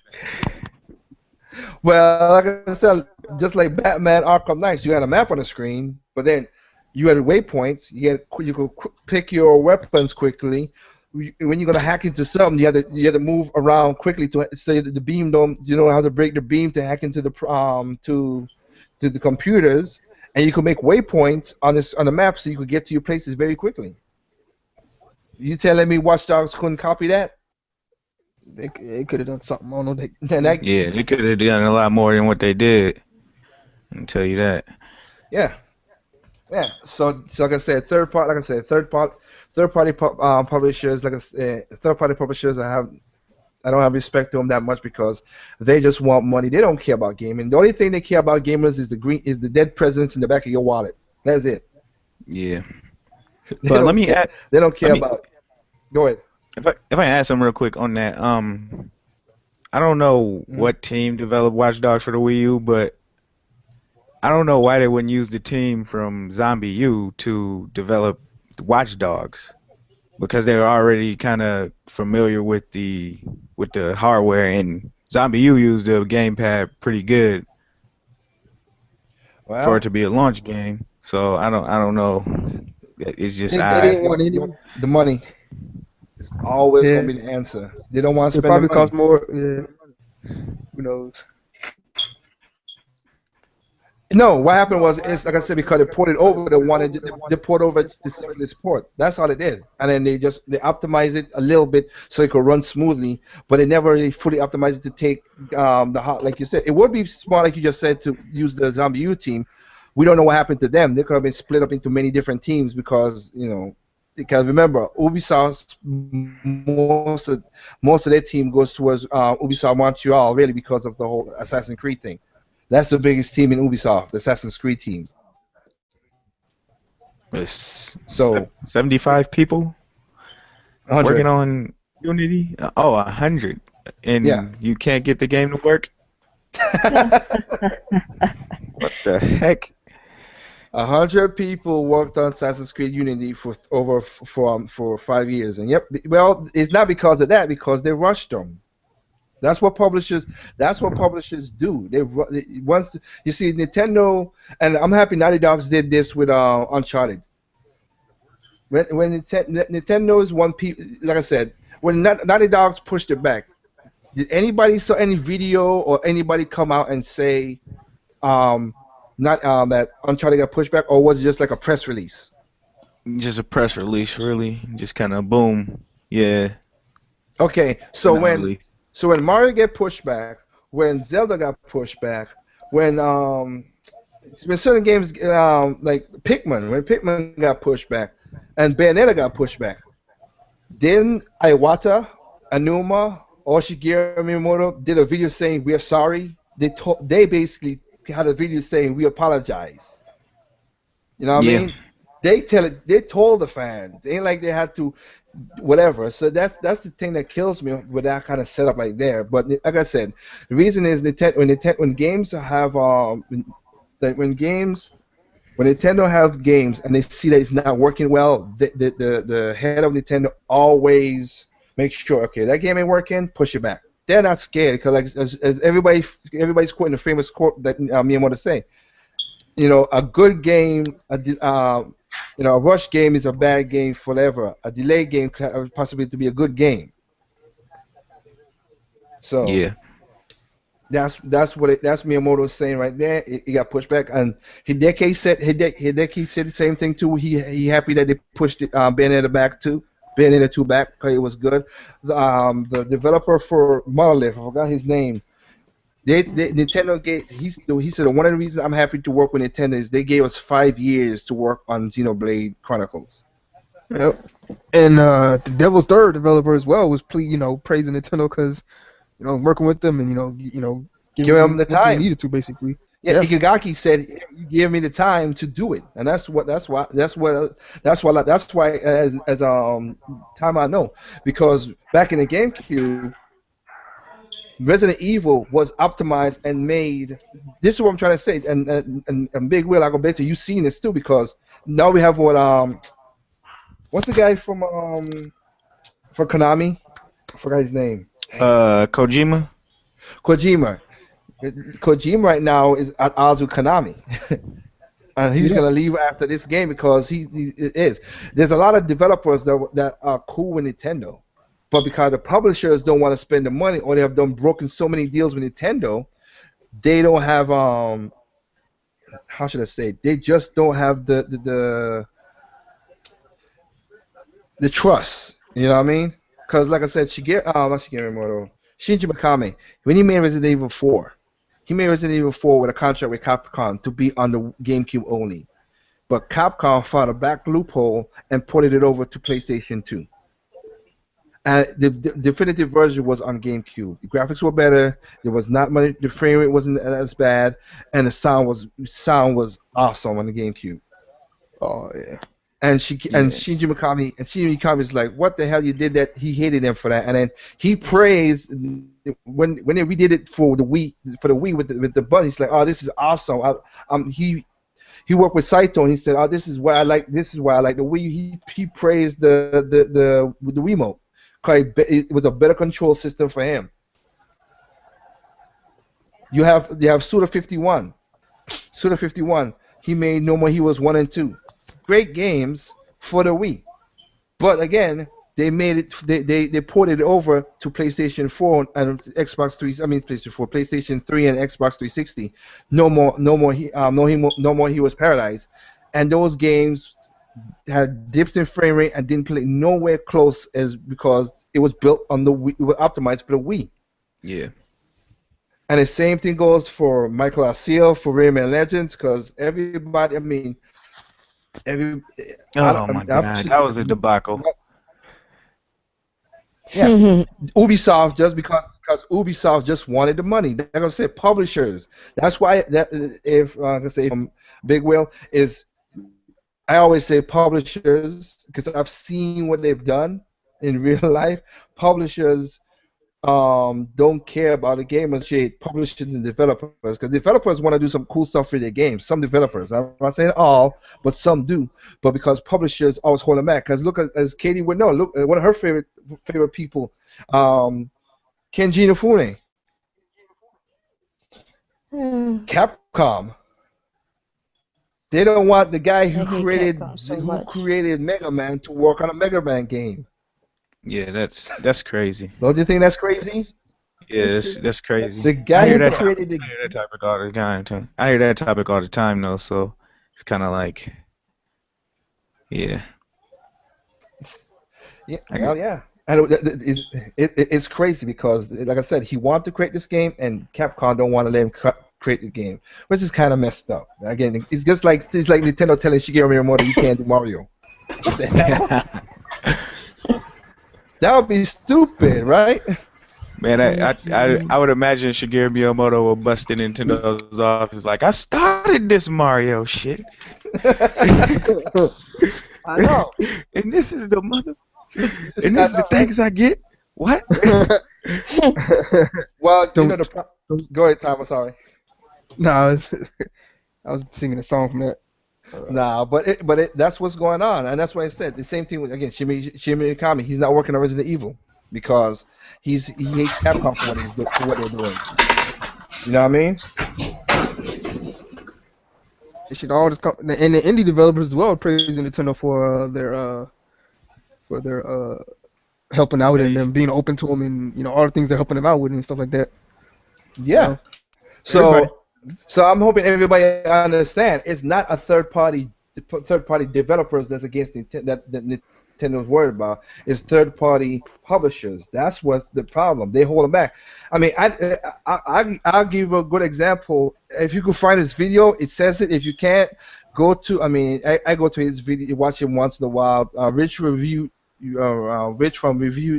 Tech USA. He's talking about Turjam and Earl. And it shows you what, and if you listen to the ending part of that, it shows you how the publishers created, you know what I mean? Pushed the guy certain ways from the game he wanted to develop, and that's what's happening in third party. Yeah, I saw that. Yeah, and that's what third party publishers do. If basically you sign a contract with third party publishers, they take the money, they're giving you the money, so basically you got to do what they say. And I have to ask this. I have to say this right here because they had what was I gonna say? A Nintendo Holics with Coupon and Bear Hugger and Zen the Game and stuff. They talk about third party, and I posted the comment on one of their videos like, if Nintendo could get the publishing of any game, they will do it. But the problem is they have to have the full percentage. They have to be the full, the main publisher, and they're gonna put it on their council. And game developer is gonna say, well, we don't know if we're gonna make that much money. But hey, EA comes to buy and say, hey, we're gonna publish your game. They go for more money, and then later on you find out that their studio got shut down because like Maxis and again, there's so many studios that get shut down every year because they sold their soul for the money, which is kind of sad. But and money talks at first. Huh?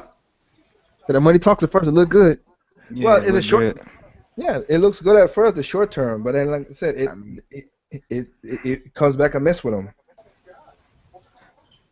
It comes back and mess with them. Look at the Evolve. I don't know if it was the publishers or the developers who came out and said the reason why they're doing the the DLC the way they're doing it is because they got families to feed and all that stuff. And everybody's like, wait a minute, man, you. And then they were expecting a lot of sales. And you look at the sales of it because of what they did, and it's sort of hitting them in the face. They was expecting, I mean, I'm pretty sure they're getting a good DLC, anyways, regardless. I'm pretty sure people are buying DLC because they know what they went into, but I'm guessing they're not selling what they was expecting to. Well, of course not, because again, for let's say for February, for the month of February, what was the biggest game? Zelda Majora's Mask. A Mhm. game on one console beat a game that's on three consoles, Yep. which is Xbox, Steam, and PlayStation. That's kind of sad. They beat the most sales up because I was looking forward to it. I was gonna get it on Steam. I know other people looking forward to that game on the PS4 and Xbox One, but they sort of all that crap, all that mess they was talking, all the DLCs. yes excuses they were making. People were like, man, forget that. I was looking forward to it, but after that mess, I was like, I ain't buying that. I ain't even want to try it because I ain't want to like it and end up buying it. And Well, I yeah, mean, like I said, the first 3 weeks it dropped off from Steam, and also the services also dropped off as well too because there's not much traffic. Where oh, you I just didn't have a know that. oh yeah, it did because it's just an online experience to a certain degree, and after a while it's done. Online gets boring. Yeah, Yeah, voice Yeah, I chat don't including think help that much. you're right. I think Evolve would have been a lot better off if it would have been like a $45 game or something along the lines there. Well, they just came well, with more. I Yeah, don't know. Yeah, they just came with more stuff out from the top. well, What they were yeah, doing was just 130 ridiculous. $130 bonus, and then $260 DLC. Yeah, that's just too much. That's just ridiculous. That's basically close to like $400 just for a game, plus the You sixty might as well, dollars for the game. you might as well buy a new console. Uh, Save the money for that new next. I don't know. all right. Why would you spend that much money for that stuff? That's just crazy. But that's what people do. You know what I mean? And then you have and then of course more Kombat coming out. More Kombat coming out. My friend says he's gonna buy it. He already pre-ordered it. I'm saying, hey, you know what? Go ahead. You do what you want to do with your money, which is good. But when you have Goro and Liu Kang, like the main characters of Mortal Kombat, locked behind paywalls as a DLC, What? that's kind of sad. Hold on, Liu Yeah, Kang is DLC too? I didn't know about the Liu yeah. Kang. I knew about the Goro, but The only must people have that should missed be the Liu Kang somewhere. the only people that should be DLC is Jason Voorhees and whoever else they're Predator. putting in the game. Predator. That's it. Predator. Yeah, Yeah. Predator. That's it. You should have had the main character. How you have the main character DLC? That's like buying a Mario game and he DLC. You got to buy it. All you can do is play as an Oompas or Luigi. Koompa. What do you call them? Little, yeah. He You said, can play Luigi. You can play. We'll give you Luigi, but you got to buy Mario here, folks. yeah, You and, gotta and, and you gotta buy the flower power up. I know, but you know what? You know what's funny though? You guys know this as much as any game will go. And I told my friend the same thing too. He said, "Yeah, I gotta pay this right now." So just like they did with Mortal Kombat 9, there's gonna be a definitive version. The complete Oh yeah. edition, just like with Injustice Gods Among Us, like all those games, they're gonna get complete editions and they'll be $40. Yep, Justice Among Us, Sleeping Dogs, Watch Dogs. I mean, Mortal Kombat 9. All these Batman edition, year-end edition. All these games have what makes see that's why like I say this might be a Nintendo fanboy coming from me right here, but that's why I am happy when they make it. They make it. Right. They gonna be no. One, They gonna be no. Go ahead. go ahead. No, I was gonna go ahead. Go ahead. I was saying there ain't gonna be no end year edition of this. Mario Kart came out. You have a Mario Kart DLC. Bim bam, done. You buy the Yeah, that DLC. $11 DLC right there for 16 tracks, 6 characters, 12, 11 carts. That's more. That's worth it. That's worth it. You know. Yep. And then me and Katie, we still tackling that Hyrule Warriors, right, Katie? Yep. Hey, I gotta go That's a get my crazy deal. 1 second. I gotta go get my battery, no battery, my power plug. So No my problem, man. laptop might cut off. So I'll be back though. No All right, problem. cool. But I mean, Katie, me and you playing that like I said, that DLC, $20 for all that content. And like I Yep. said, I mean, we did like what 75% of the first map. Yep. Yeah, we gotta play that boss mode and everything else. So, but we know, like again, we know there's not gonna be a definitive version at the end of the year. So like I said, Mortal Kombat. You Right. guys out there who want to buy it, you know what? You guys go buy it. Like I said, we're not paying your bills. No, nobody's out there paying your bills. You buy what you want to buy. I mean, that's how I come from when it comes to games. I don't care what people buy. They buy what they want to buy. The one thing I said, and like I said, for me, being at the Wii U is in third place, I don't care because you know what? Again, as long as Nintendo's making money to make cool games, I am all right. And the one thing third-party publishers cannot match, and still has not matched to this day, is they cannot make they cannot make they have to spend a ton of money to make the profit margin that Nintendo makes. Nintendo has the biggest, like I said, the Wii U is a third console, but the profits they make off of their software is better than Microsoft and Sony combined. And it's kind Yeah. of funny. It's It's kind of funny. Huh? Go ahead. it's that quality people appreciate. You know what I'm saying? People will buy quality over quantity. Well, most people remember because PlayStation is at 12, is at Oh, PlayStation 4 is hey, yeah. at over With, 20 million, and Xbox with, is 50 million. We use over 10. But like I said, remember you have Nintendo's games because remember as I said in the last podcast, Xbox and PlayStation they don't have a first party developer. no, they don't have the first party teams Nintendo do. I mean, I guess Bloodborne is pretty good, but Yeah, but every that's other a third. but Bloodborne was a third party exclusive like Hyrule Warriors. Oh, Naughty okay. Dog is a second is a second party developer to them. Sony do not have they do not have sorry In-house studios. studios or it's that first part because they do not the only thing they had was SOE, which now has gone to gone Dawn Gaming because this SOE wanted to get bought out because they see what's going on with Sony, and that was the only one that was in house for them. They don't have that, and 343s are not owned outright by Microsoft. You have to own them outright to become a first party developer. And Nintendo has Nintendo EAD, Kyoto EAD, Tokyo EAD, and R&D. Yeah. And then they have, of Those. course, go ahead, sorry.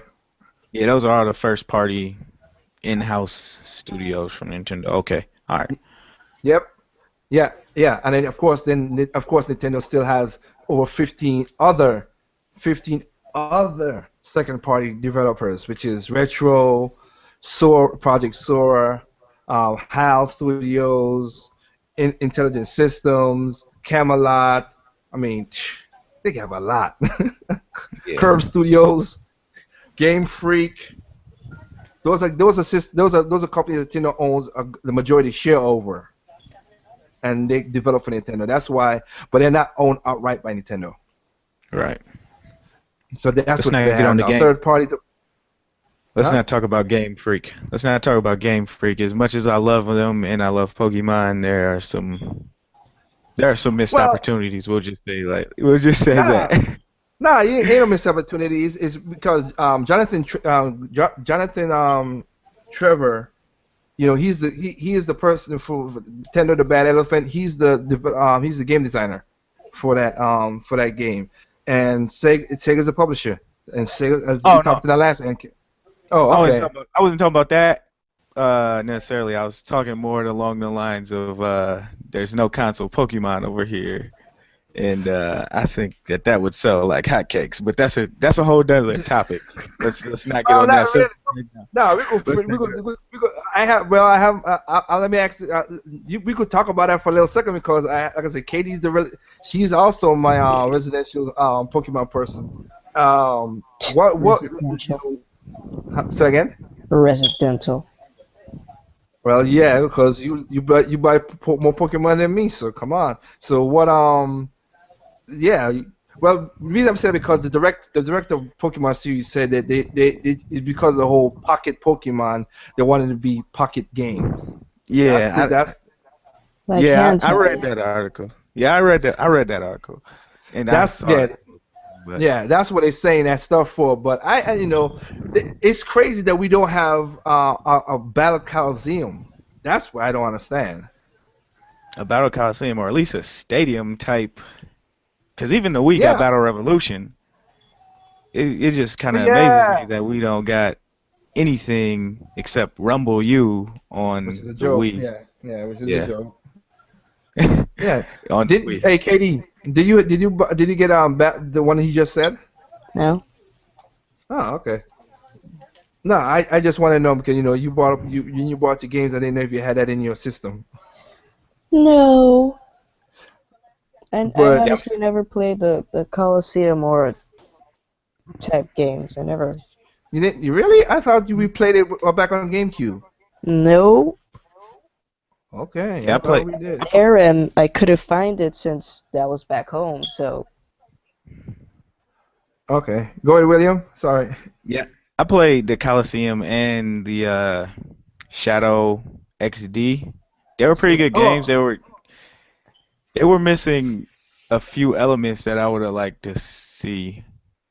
okay. As far as catching Pokemon, everything But else was pretty solid, but as far as catching Pokemon, it was just kind of awkward. yeah, from gameplays I saw, I have to agree. yeah, I remember playing Stadium, and that's why I thought that you played it, Katie. That's why I was saying that because I remember playing Stadium, and you are not catching Pokemon in Stadium. You have a little story, but you're basically just battling with whatever, and then you pick up whoever lost. Kind of kind of like Yu-Gi-Oh. You pick up the card that whatever the Pokemon that lost in the battle. So yep, you're right. I did. Yep, I understand what you're saying. It's like I say, Game Freak. I think they're missing the opportunity. You're right that they're missing the opportunity on the Wii U, or at least because I mean, since the two of you here, what would you guys, William? What would Big Will? What would you want in a Pokemon console? Do you want a full-fledged game like the 3DS or something different? Because again, you just you going off that that they're not gonna do a full-fledged. But what would you think will be something that will bring the fans together? Um, what I would suggest would be a, it would have to be a MMO. It would have to be. If you have something like that, I think you could get the people with the handhelds on board and the people that have the console already to buy in and people who don't even have a console to buy in. That you could rope a lot of things and have a lot of ideas that you probably wanted to do with the handheld on this console game. All right, but so you think still go to like a full-fledged game? Yeah, full-fledged MMO open world type deal would be the ideal for a console Pokemon game. Okay, well, okay. So we go with that. But then let's say that it's okay. Minus having a full-fledged game, because that now what do you think else could happen? Because like I said, they're not gonna go full-fledged. Oh no, no. Full-fledged. I would want to say something along the lines of Stadium, but have it have it work more along the line with more in tune with the handheld. So say you release the handheld game and then you release that game Pokemon on the Wii U. It will work hand in hand together to where you could port your Pokemon over like you could with Stadium, even Uh-huh. even before like GameCube and stuff, but just a lot better where there was like different mini games you could train up your Pokemon and stuff, but there was still like a real nice core experience in there for people who didn't have the handheld, kind of like a X and Y, but more like on a I want to say, well, yeah, more like X and Y, just like a bare bones experience, for the people who didn't, own the handhelds and whatnot. Okay, what about you, Katie? If you Well, had it, go ahead. well, I was saying I agree with the points that he was saying. I well, personally for me, I don't know about the MMO part because I'm personally not mostly into MMOs, but that would be interesting if they were to ever, to do that in the Okay. whatever future. But you would think the stadium. I mean, now that we know that the 3DS could talk to the Wii U with Smash Brothers, and you could transfer over the Mii's from 3DS to Smash Brothers. I think they should. I think the stadium aspect, like Williams just said, yeah, that would be the thing. Yeah, like I do wish they would have more like if they had a game that they would have like okay, a game that would kind of connect it both to console and handheld. Hmm.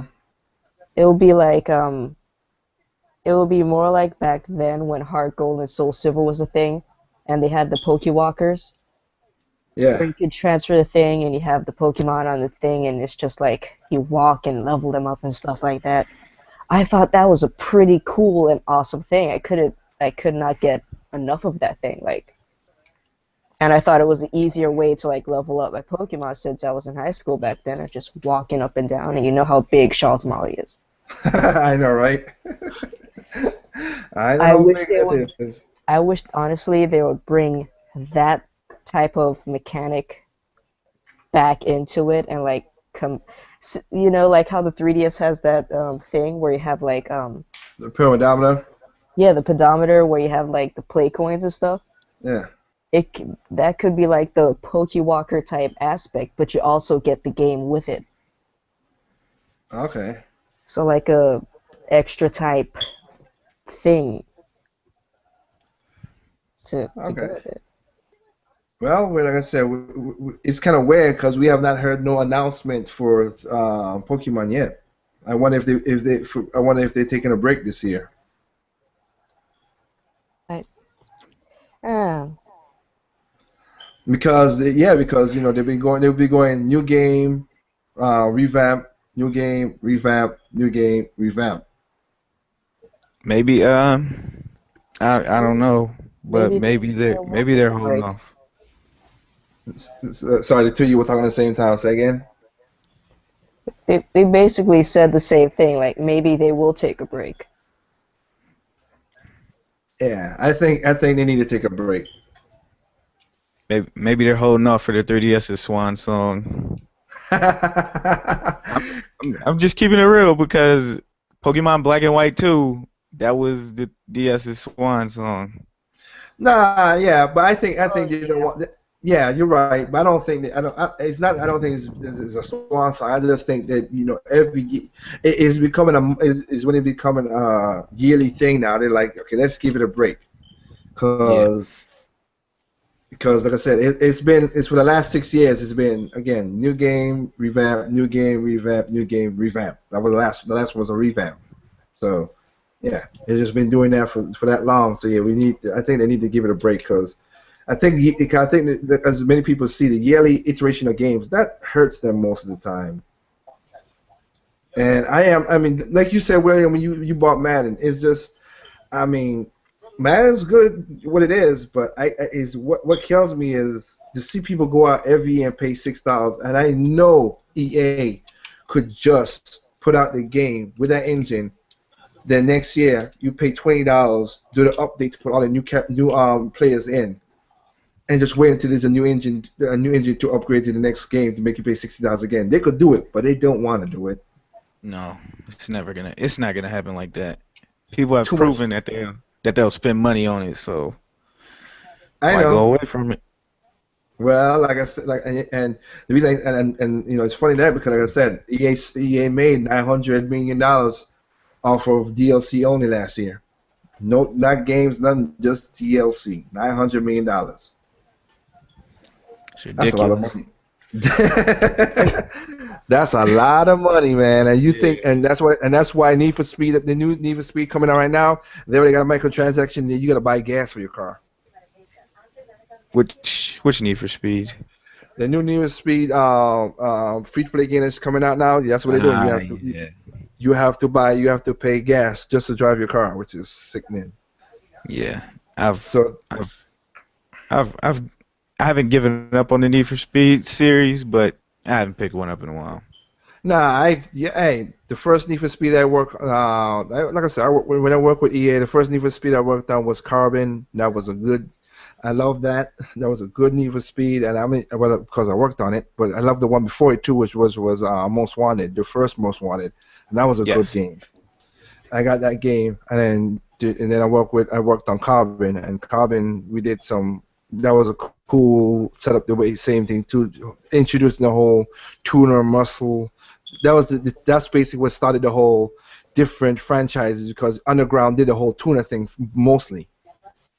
Underground 1 and 2 did the whole tuner thing, like kind of like Fast and Furious kind of thing like that, Yeah. and Carbon did the whole muscle, exotic, and thing. So yeah, and then I was like you, Will. I was looking for Project Cars, but it's funny how the Kickstarter was set up just for the Wii U, and now it's become this whole other game system thing, which is Yeah. sickening.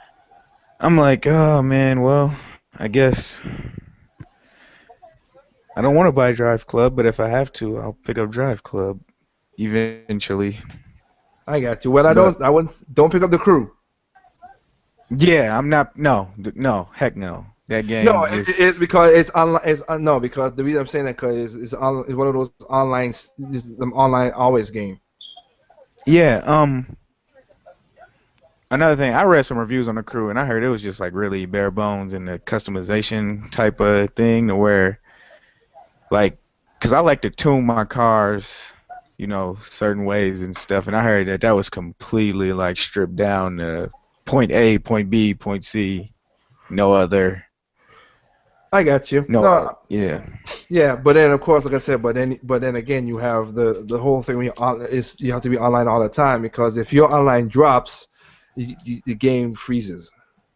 yeah, Which is that's the next thing next trend that's the next trend I don't like about games going out. That you have to be online all the time. That's sucking right now.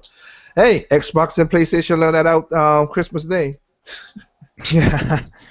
Get Hey, hacked. Can't nobody play. yep, they got it. They learned on PlayStation. They learned it on Christmas Day. I was playing my Smash Brothers on Christmas Day, so hey, I don't Yep, care. sure was. Smash Brothers, Mario Oh, Kart.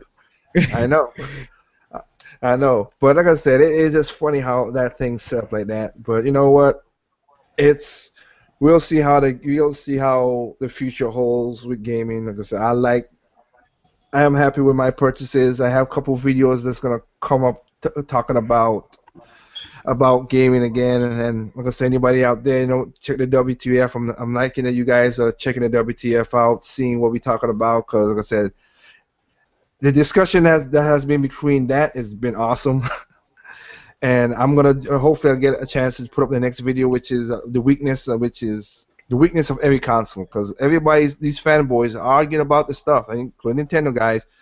Every console has one weakness, and that people never see it. They always look over it, and they always argue it in comic sections and everything. Like you said, when you go to IGN, you see, you're like, yeah, nah. Yeah, it's kind of, nah. Nah, and like I said, me and Katie, me and her, we went. Yeah, it was IGN that we saw that comment war, right, Katie? The one that Yep.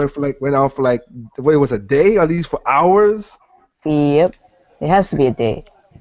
It wasn't the yeah. Cause remember we went a day back. These two guys was arguing for a day. Holy crap! Man, I ain't got that much time to argue with nobody. Nah, but the thing that killed me is one of the guys was wrong, dead wrong, and he kept on arguing, and the other guy was just, it was kind of his fault too, cause he gave up. But he was like, dude, just quit, stop hurting yourself. Right. Some And of he, these people just want just like get keyboards and think, hey, whatever I put on here, it must be correct. So yep, and like I said, and as I said in my last and every end cast, if anybody out there, put it this way, Like I said, because I mean, like I said, I know you don't follow our channel or anything, William, but it's funny. I've been in Google, and of course, which one you are? You're part of the Gamers Lodge or Active Gaming Life? Uh, Gamers Lodge. I'm not part of either one actually. Okay. I'm in Oh, the you. active gamer. I'm in the gamers at large community and active gamer life community, but I'm not like active in there like making YouTube videos stuff like No, no, no, that. no. I I'm understand that. more just kind of sit back. No, I got what you're saying. I was just saying. I was just asking which community you were part of. Like, no, you ain't making the video, but like you in there just to see what's Oh, going on, which is you in both of them or you in? oh yeah, I'm in both. Okay, you in both. Yeah, Okay. I'm in the both. Yep. Okay. So no, I'm just saying that you seeing what people post and stuff. At least you see that. So my point, yeah. Yeah. So my point was gonna say that is if like I said, that if you see our posts and everything, if you see KD Flow, that's our channel on YouTube. You see our posts because many times I've commented on people, and it's funny because since I know the business side of gaming, and I got the contacts and everything, it's funny that when I go into posts and I comment, and people just can't answer a simple question. One, two. Like there've been comments I made and people skipped over me in a trend line because they can't prove, because they can't answer the question and they can't back their stuff up. Nah. And then of course, and including many times when everybody's like, when I say, man, you know what, the Nintendo's we use third place, but it makes more profits than the PlayStation 4 and Xbox. They're like, nah, man. I'm like, dude, go to the IR page, which I have links in my WTF number 9 episode, WTF number 4 episode. These are pages directly to the console company, Nintendo, Microsoft, and Sony, and look at the profits. Even though Microsoft got its bump and dropped the sales price, they only made the Xbox division is only 1% of Microsoft, 1%, and their profits last year was 0.5, which is nothing. That's a joke. And of course, Yeah. Xbox One is still selling for a loss. Every Xbox console come out is being sold for a loss. The shareholders do not Yeah. like this. Yeah, Go ahead. because they're just kind of Microsoft has so much money. They're just kind of feeding it. They can have it survive if they want to. I don't see them dragging it on too much longer. But Well, no, but that's what I'm saying. They could drag it on as long as they want. Because you're right, they have the money, but the shareholders, even though it's just a little bit, they're just that greedy. They don't want they don't they don't need to want see Microsoft that. whatever. No, and of course, like I said, the Xbox One. Whoever came up with that dumb, just like Nintendo, where you did the whole Wii U thing, I don't like it, and Xbox One, I hate that name because the original Xbox, the original Xbox was sold for a loss and didn't make that much profit. Xbox 360 from the beginning sold from a loss, became profitable in 2012 because the red ring of debt hurt them so much. And right Yeah. now, there's a lawsuit going right now for the whole scratching the disc thing that's going on Oh right yeah. now. Where So you kind of yeah, where you huh? tipped it over and it kind of put the rings on the discs. Yeah. I know it don't happen when they tipped it over, but No, but that was sometimes it does. Yeah, but sometimes it does that without even tipping over the disc. And there's a yeah. class action suit going on right now. And then right now, Xbox One, yeah, they sold it. It had a problem. Yeah, they dropped the price, but they dropped the price again for a loss. They're losing $100 off the top. That's not making the console's not making money for Microsoft. It's the licensing of the games and is licensing the game and Xbox Live. That's the only profits they're making. That's it. Nothing Because else. that's the only thing that's really theirs. Like Xbox Live, everything else is kind of they're paying for DLC, they're paying for timed Time exclusives. exclusives, which is the Bingo. stupidest thing in the world. And everything else is just, oh well, hey, whatever else whatever happens after that. Yeah, and you're right. That's what they're doing. So Xbox is losing money. Like I said, if the Xbox has one more console, and if they sell the next console at a loss, that'll be the end of Xbox. Except for because right now they're putting it as an app base right now. So if you're gonna buy Windows 10, it's gonna be the Xbox Live app in Windows 10 automatically, so you could play your PC games and stuff. So I'm thinking they're gonna go app base. Yeah. I think that's what's going to Yeah. happen. So that we're going at PlayStation 4, they're making profits off of their console, but they're not making nowhere close to profits as Nintendo's making profits off of the console. But they're making money off of the indie games and they're making profit off of the licenses again, once again. But they don't have the one thing they don't have again is the first party games, and they don't have a good amount of second party games because they don't have a lot of exclusives either. I mean, Microsoft at least has Halo and Sunset Overdrive, and of course the next game for Scalebound from Platinum Games. At least they have a couple of games. Sony now, and then you have what? Persona 4, 5 coming out. You could buy that for PlayStation 3, which is crazy that they're still supporting the PlayStation 3 all to now. I mean, they look. If you look at it, they have to kind of try to bleed as much life out of that system as they can because that just got profitable just here. I want to say maybe 2011, Yeah, and it came out in 2000 what 2006. it came out 2000. It came out aside of the Wii. Yeah. Yeah, oh 06. Yep, oh 06. Yeah. I think, yeah, because of course PlayStation made a big mistake of putting that Blu-ray player in there that bumped up the price so high, Yeah. and they lost money and they also lost money in the console when they put it out there too. Oh well, we'll see how all the things go out. Like I said, Nintendo's third place, whatever. Hey, again, no out of the consoles they sold over 75 million units of software. That's physical. That's a lot. Yeah. That's a lot. Xbox and PlayStation, they have that because of the whole Modern Warfare and stuff. But they're not making. Like I said, Mario Kart 8. If you bought Mario Kart 8 digitally, you get $60. 100% of the profit goes back to Nintendo. Right. They So what? and Microsoft and Sony get what? Maybe 10 million from Call of Duty, and the rest of it goes to Activision. Maybe. I forgot I'm gonna try to put this video up there. I forgot the breakdown of how Sony and Microsoft get the licensing fees. I forgot how it goes, but it's like about I think they get about 20% of the licensing fees. That's just going off Oh, of okay. memory now. I'll put a video up about that, talking about that really because I did remember the breakdown of that, then the stores, then the shipping, then the making of the disc and all that crap. The breakdown, I'll put a breakdown in there, and the publishers too. Publishers get the certain amount of money as well too. Yeah. So, So. but they don't. But like I said, the publish. Yeah, so it just like I said, they don't make that much profit. Like I said, Nintendo makes money off of their first. They make money off of. They make 100% profit. They're the only company that could do that.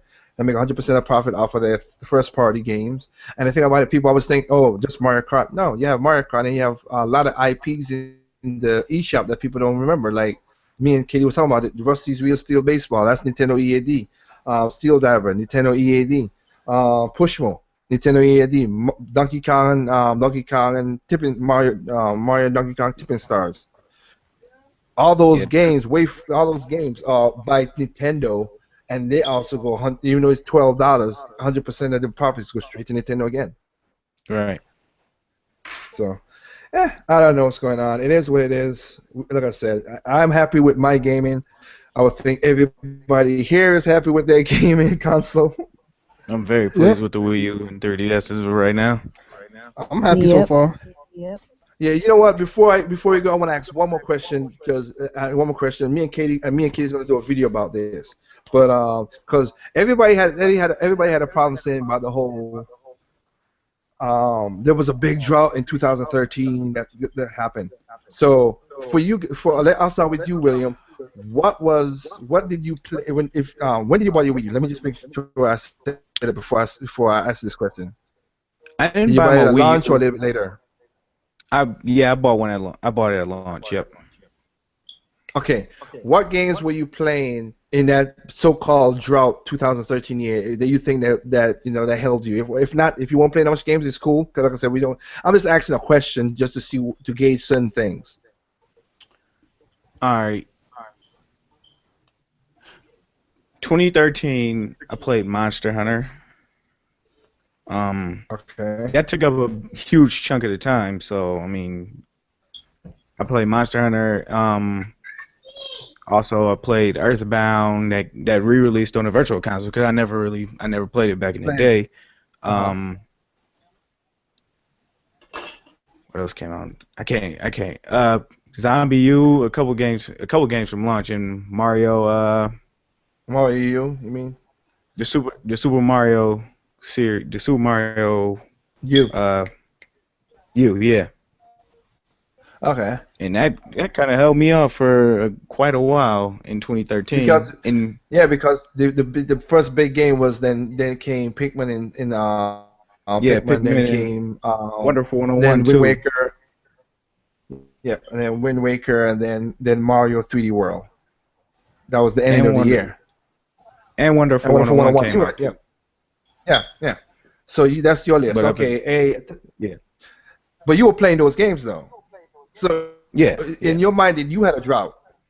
No, in my Okay. mind, I was Hey, perfectly content time with what out. I was playing. Okay, there you go. Uh, Hey, time out. You back, right? yeah, I'm back.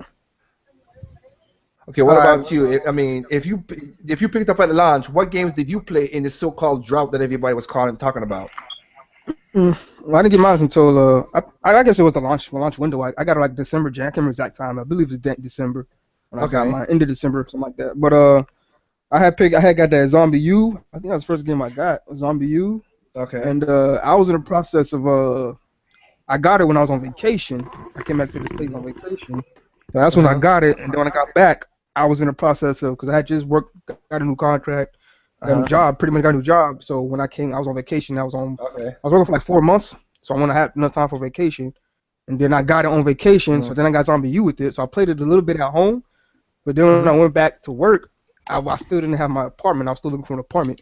So I didn't Mhm. really, when I got back to my work and I brought my Wii U with me, I didn't even play it for like 2 months pretty much. Then I started playing it again.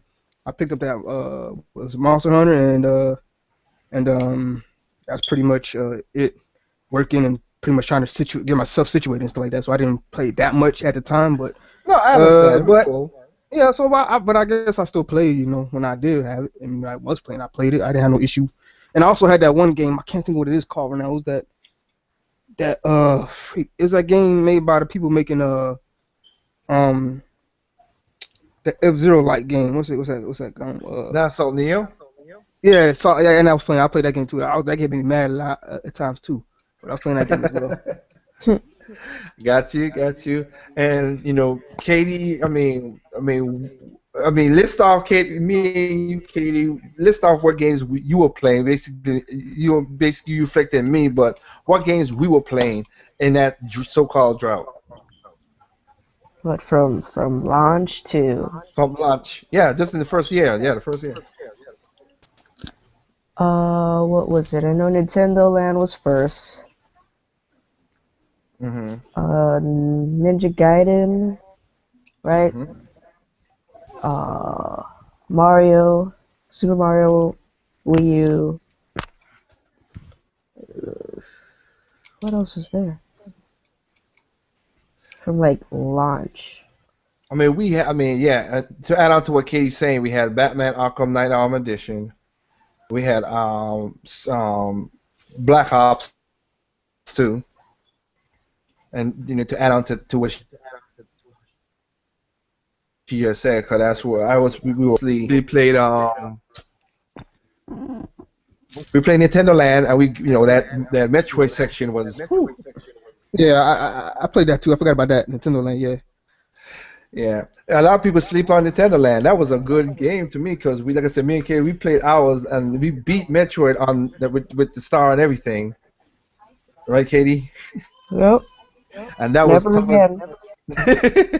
Yeah, she said never again because we had to get the ultimate star in that game. You had to fight what was Ridley, and you had to fight two Ridleys before that, Ice Ridley and regular Ridley, and then Ridley, and then Kraid, and that was crazy. And we also we played a ton of that game, but then like I said, we played a bunch. We played all those games until Wonderful 101 and Wonderful 101 came out, like Williams said, and from then on. We was golden, so we didn't have ourselves a drought either. But again, the only reason there's a drought, like, as people per se, because of their preference. If you don't like certain Nintendo games, we understand that. It's cool. But it's just funny when they said the same thing about that drought, but then PlayStation 4, Xbox One, they don't say there's no drought. Oh no, there's a bunch of And remasters that's coming and to also those. that's War That 3. old water. I know, right? It's that old You water. don't want to get that God of War 3, man. Heck no. What the heck? Played it already. No, man. I don't think we played it already, but I mean, I don't think remasters are all that bad. I just think that if you're gonna remaster something, do it in a certain way. Like God of War 1, 3, I think it should have been a collection. Yeah. I'm not hating. I'm just saying it should have been people who never played 1 or 2 can understand what's going on. And then now they got and then you got Devil May Cry 4. You gonna remaster?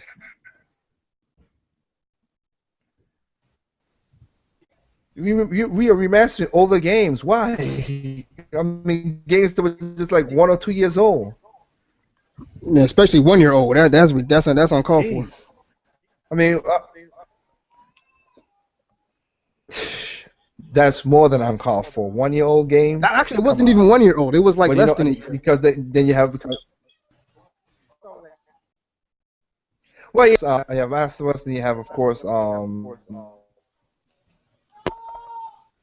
Blizzard and all that stuff. You know, but it is what it is. I mean, if you want to play remaster game as well too, since we're on it, I'll start with you again, William. If you want to have a remaster game, how long you think it should be before Before it's remastered. you get? How much years you think it should be before you say, okay, this is worth buying it again? Hmm. I would say 5. 5. All Yeah. right. What about you, 5. Tom? Man, I don't even know. I already got an answer for this one. I guess at least some years, man. At least some type of years, more than one. At least more than one. You can't. You trying to go minimum at least more than one. Yeah, at least more than one. Come on now. At least don't make it too obvious Right. what you're trying to do. Yeah. Got you. Hey, Katie, how much years you think you should be before you get remastered? I would say 5 to 10 years, maybe. I will say this though. At least be a game that people are demanding or something. Don't just be making remakes or remasters just for the heck of it. I mean, I don't think some of these games people are really begging for. So I mean, at least make it a game people are wanting. You know, you see a demand for. Don't you know? Give me that. Yeah. Get So, that Batman collection remastered. Well, yeah, they kind of have the rich Arkham Asylum and Arkham City as a collection coming out. what? I mean, that would be like, I guess that would be like Nintendo coming out with a remake of Metroid Other M. You know, like who asked for that? Nobody asked for that. Why are you coming out with it? You know. Hey, don't bash on that game. That's one of my I favorite ain't games bashing on now. it Don't because bash on that game. I like the game. I'm just saying a lot of people have negativity towards it. But it would be like Nintendo making a remake of that. Like, hey, here you go, guys, a remaster of this game. Nobody asked But you for it. can't. No, But you know what? But you know what? It's kind of funny because of the Zelda cycle. Because remember, Majora's Mask was the worst-selling Zelda console game, and everybody hated that game back then, and now it's selling like crazy. yeah, that's true. That's true. That's I don't true. understand. I don't But hey, understand game with some hey, time. there's that time frame, though. There's that time frame, so hey, it's a good time frame, I guess. You're People got right. their minds You're changed. right. You're right because look at like as going to William and Katie with the Pokemon. Those games were when did Omega Omega Ruby and Sapphire. What those games was how long is different? Was it 10 years or 5 years? Yeah, I'm not even sure. 10 years. 10 years was the original Yeah. game. Okay, Yep. Yeah. so there you go, 10 years and whatever, and people asked for it. So yeah, hey, I wish people could do that, but no, we gained a lot of remasters, and it kind of shows that a lot of people weren't ready for Xbox and PlayStation 4 because they're remastering more games than making new games. So and of course they got rid of backwards capability. So hey, you paying for you gotta pay extra money. Like it's time like me you said last time. You gotta pay for PlayStation Plus, then PlayStation Now just to play 100 games. Yeah, Nah, I don't think it. What's up, guys? I want to. yeah. I just want And I like and like just and want like to and buy like the someone console. said, I just want to buy the. Go ahead. oh, oh no, you can go ahead.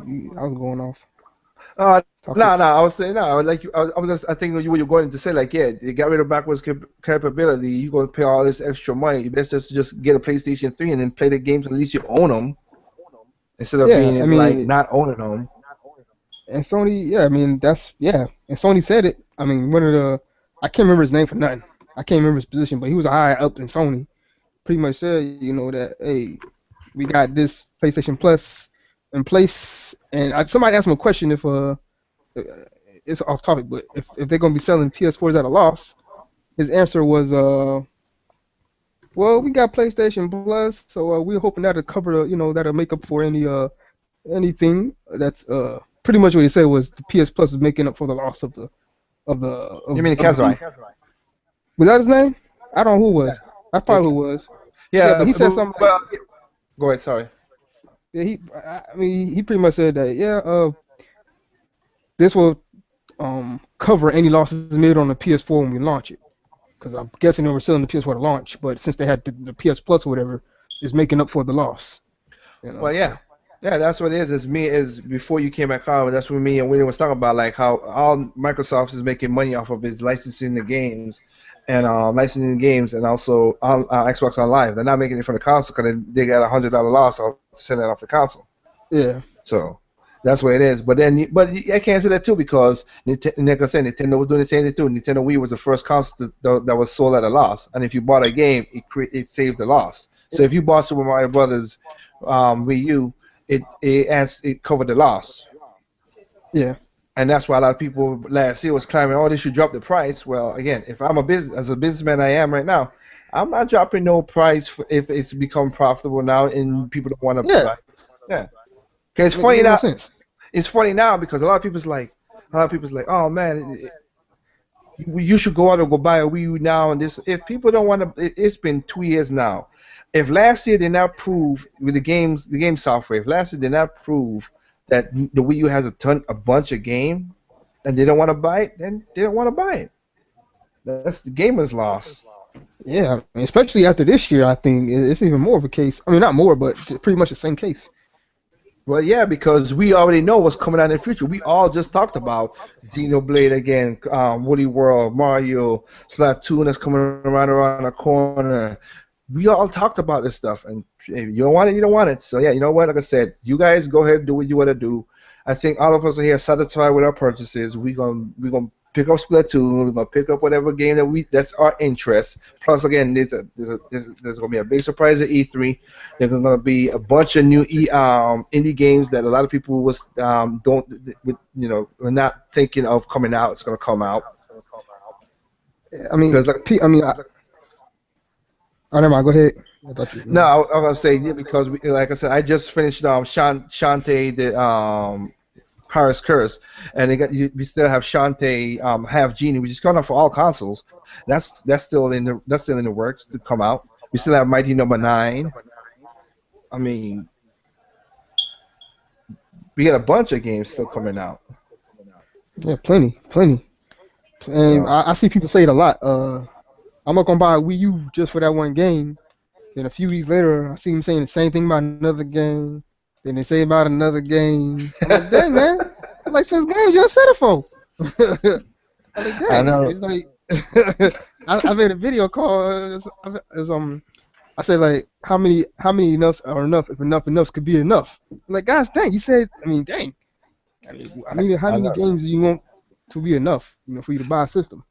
I know, right? It's crazy, but that's what I'm saying too. That's what people, like I said, I never bought a console because of one game. So yeah, me either. I don't understand that mindset that people say that. Oh, I'm gonna buy this game. I want to buy this console. Oh, this one game is gonna make me buy the console. That's a waste of money, in my opinion. I mean, I'm buying like I said, as you remember, you said Tom, when we did last, like I said, me and Katie, and I mean, if you go back to our 2015, 2014 look back video, we list off all the games that we bought for Nintendo consoles, all, and it was over $1,000 worth of we purchased. Damn, yeah, I remember that. Yeah, you said that. Yeah. Yeah, we purchased $1,000 worth of software, and if I did that for one console, I need the PlayStation 4, which is not a bad console. I'm not saying it's a bad console on Xbox One, but I need that console to do somewhat at least $300-400 make me to say why we want to buy that console. But for one game, two games, nah, I can't. Yeah. And I got the money to buy them. It just in my mind, just too ain't not practical. Yeah, like the Yeah. PS4. I guess right now I'm more inclined to, if I had to get either one, it would be the X1. Mainly because I want to try that. I think it's called Scalebound. I think somebody mentioned that earlier. Yeah, Scalebound. Scalebound. Yeah. And Scalebound. Yeah. yeah, I really want to see that game. And I actually want to try out. Dang, what's that game? Sunset. Sunset Overdrive. Yeah, that one.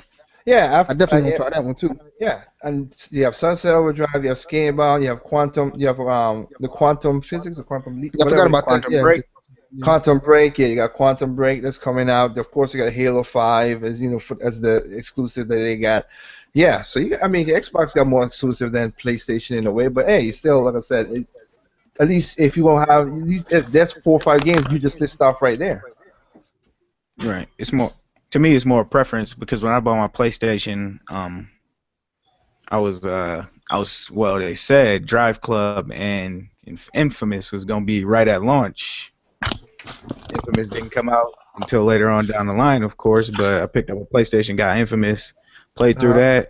that. Got a couple other games. I played Battlefield. Even I got it, but I got it later on, so it was kind of already patched up and whatnot. But played those two games until a couple more games came out. MLB The Show, because I'm a baseball guy. Well, too bad MLB that The Show. the server got shut down. Yeah, but Hey, but it is what it is. I'm Hey, I'm not laughing at you, man. It's just again, that's a no, publisher no, thing. I know, yeah. It sucks, but it is. What can you do about it? hey, if you got that hardline, if anybody want that Battlefield hardline, I just seen earlier today. I don't know if it was just one store or one retailer. I don't know, but that game got dropped down to $39. Really? Dang. That's interesting. My friend was telling me Just came about some sort of. Yeah, it just came out last week. Yeah. I See, don't know what's going on. I mean, I haven't heard no I- issues with it. Nah, neither have I. And my friends say it's a cool game.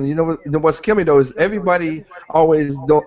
It's funny how people are like, when you go to GameSpot, they got a big wall of PlayStation and Xbox game and 360 games, whatever, but they don't have a big amount of Nintendo because the Nintendo games don't sell. Blah blah. Like, dude, you're looking at it the wrong way. Those games are used. A lot of Nintendo fans don't turn back in their games. Nope, that's true. That is true. The reason you got that big wall because every third-party game got turned back in. They got tired of one it come- quickly. For the one coming out next year. There you go. That's why that wall is big. It's not because they don't sell. It's because everybody turned back in those games, and of course they don't hold no value. Because you can still find a couple of games right now that's like in the Wii U that's still expensive. Shoot, even on the Wii, that's still the same price. It ain't even dropped down yet. So, Yeah. cause like I said, cause me and Katie, we got lucky when we took a vacation last year and we found a couple of games, right, Katie? Like it was like, and we spent $100 in GameSpot that day because we found these games that was hard to find. Yeah. Well, one of them was Xenoblade. I found out. I was like, it's not no damn $90. Let me get it now. What is it? What is that? What was $55? Let me get it now before somebody snatch it up. Yeah, you lucked up on that one. That was like Well, the one. if you got a 3D, huh? I got a new 3DS, so I'll be picking that up next week. Well, next week. April 15th is coming out. I think it's April 15th. That was the 10th.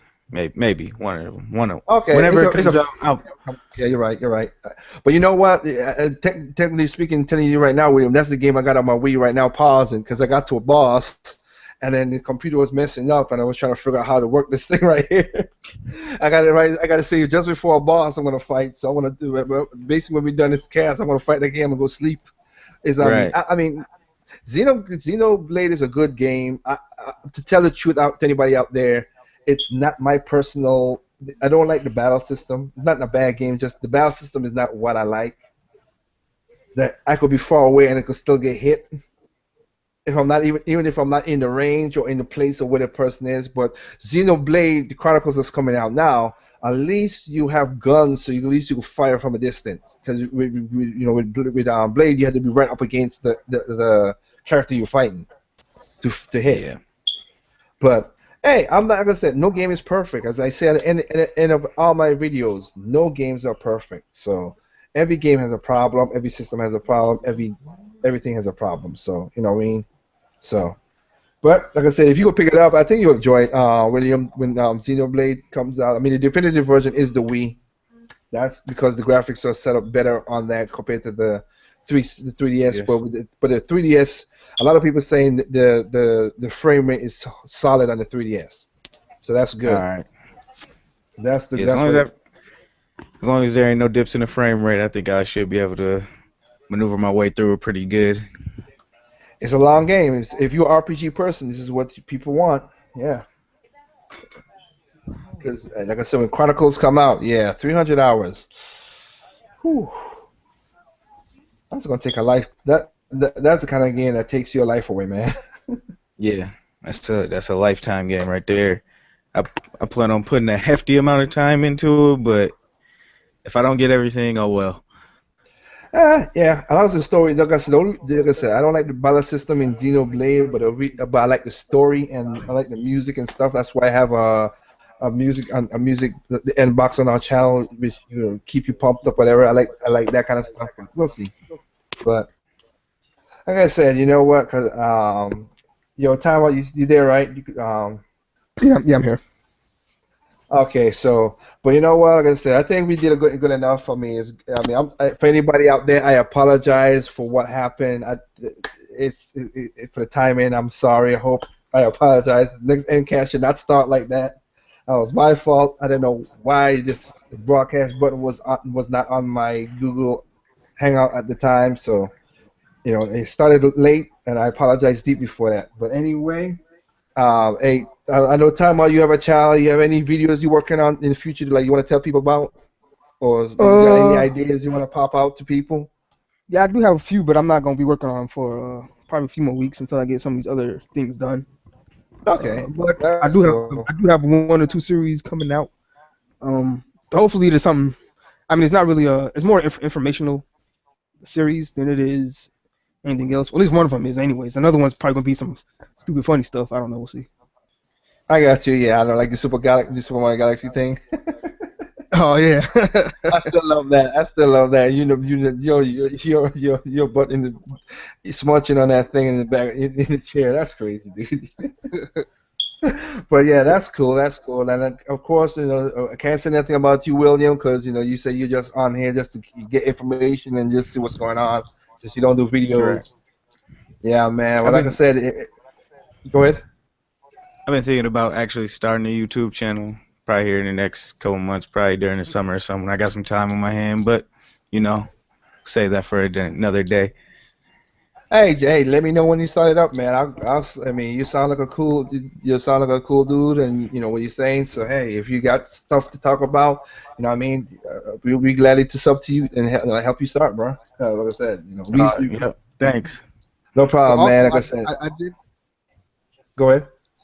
have a idea for I guess if anybody's interested, some sort of I had this collaboration idea.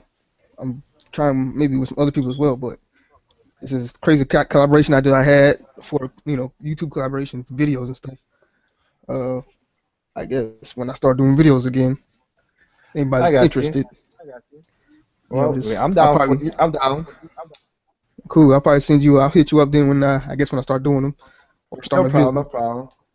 Yeah, no problem. That's cool. And of course, like I said, William, like I said, our channel is called KD Flow on YouTube. You can come on by, comment. I mean, if you got a sub, but you could come on by, Yeah, I comment, see if you definitely see some of the videos that we've posted up. I mean, I would like to. I definitely will subscribe and whatnot. I be looking for more people to subscribe to myself, cause I just be out here, sometimes get a little bored or something.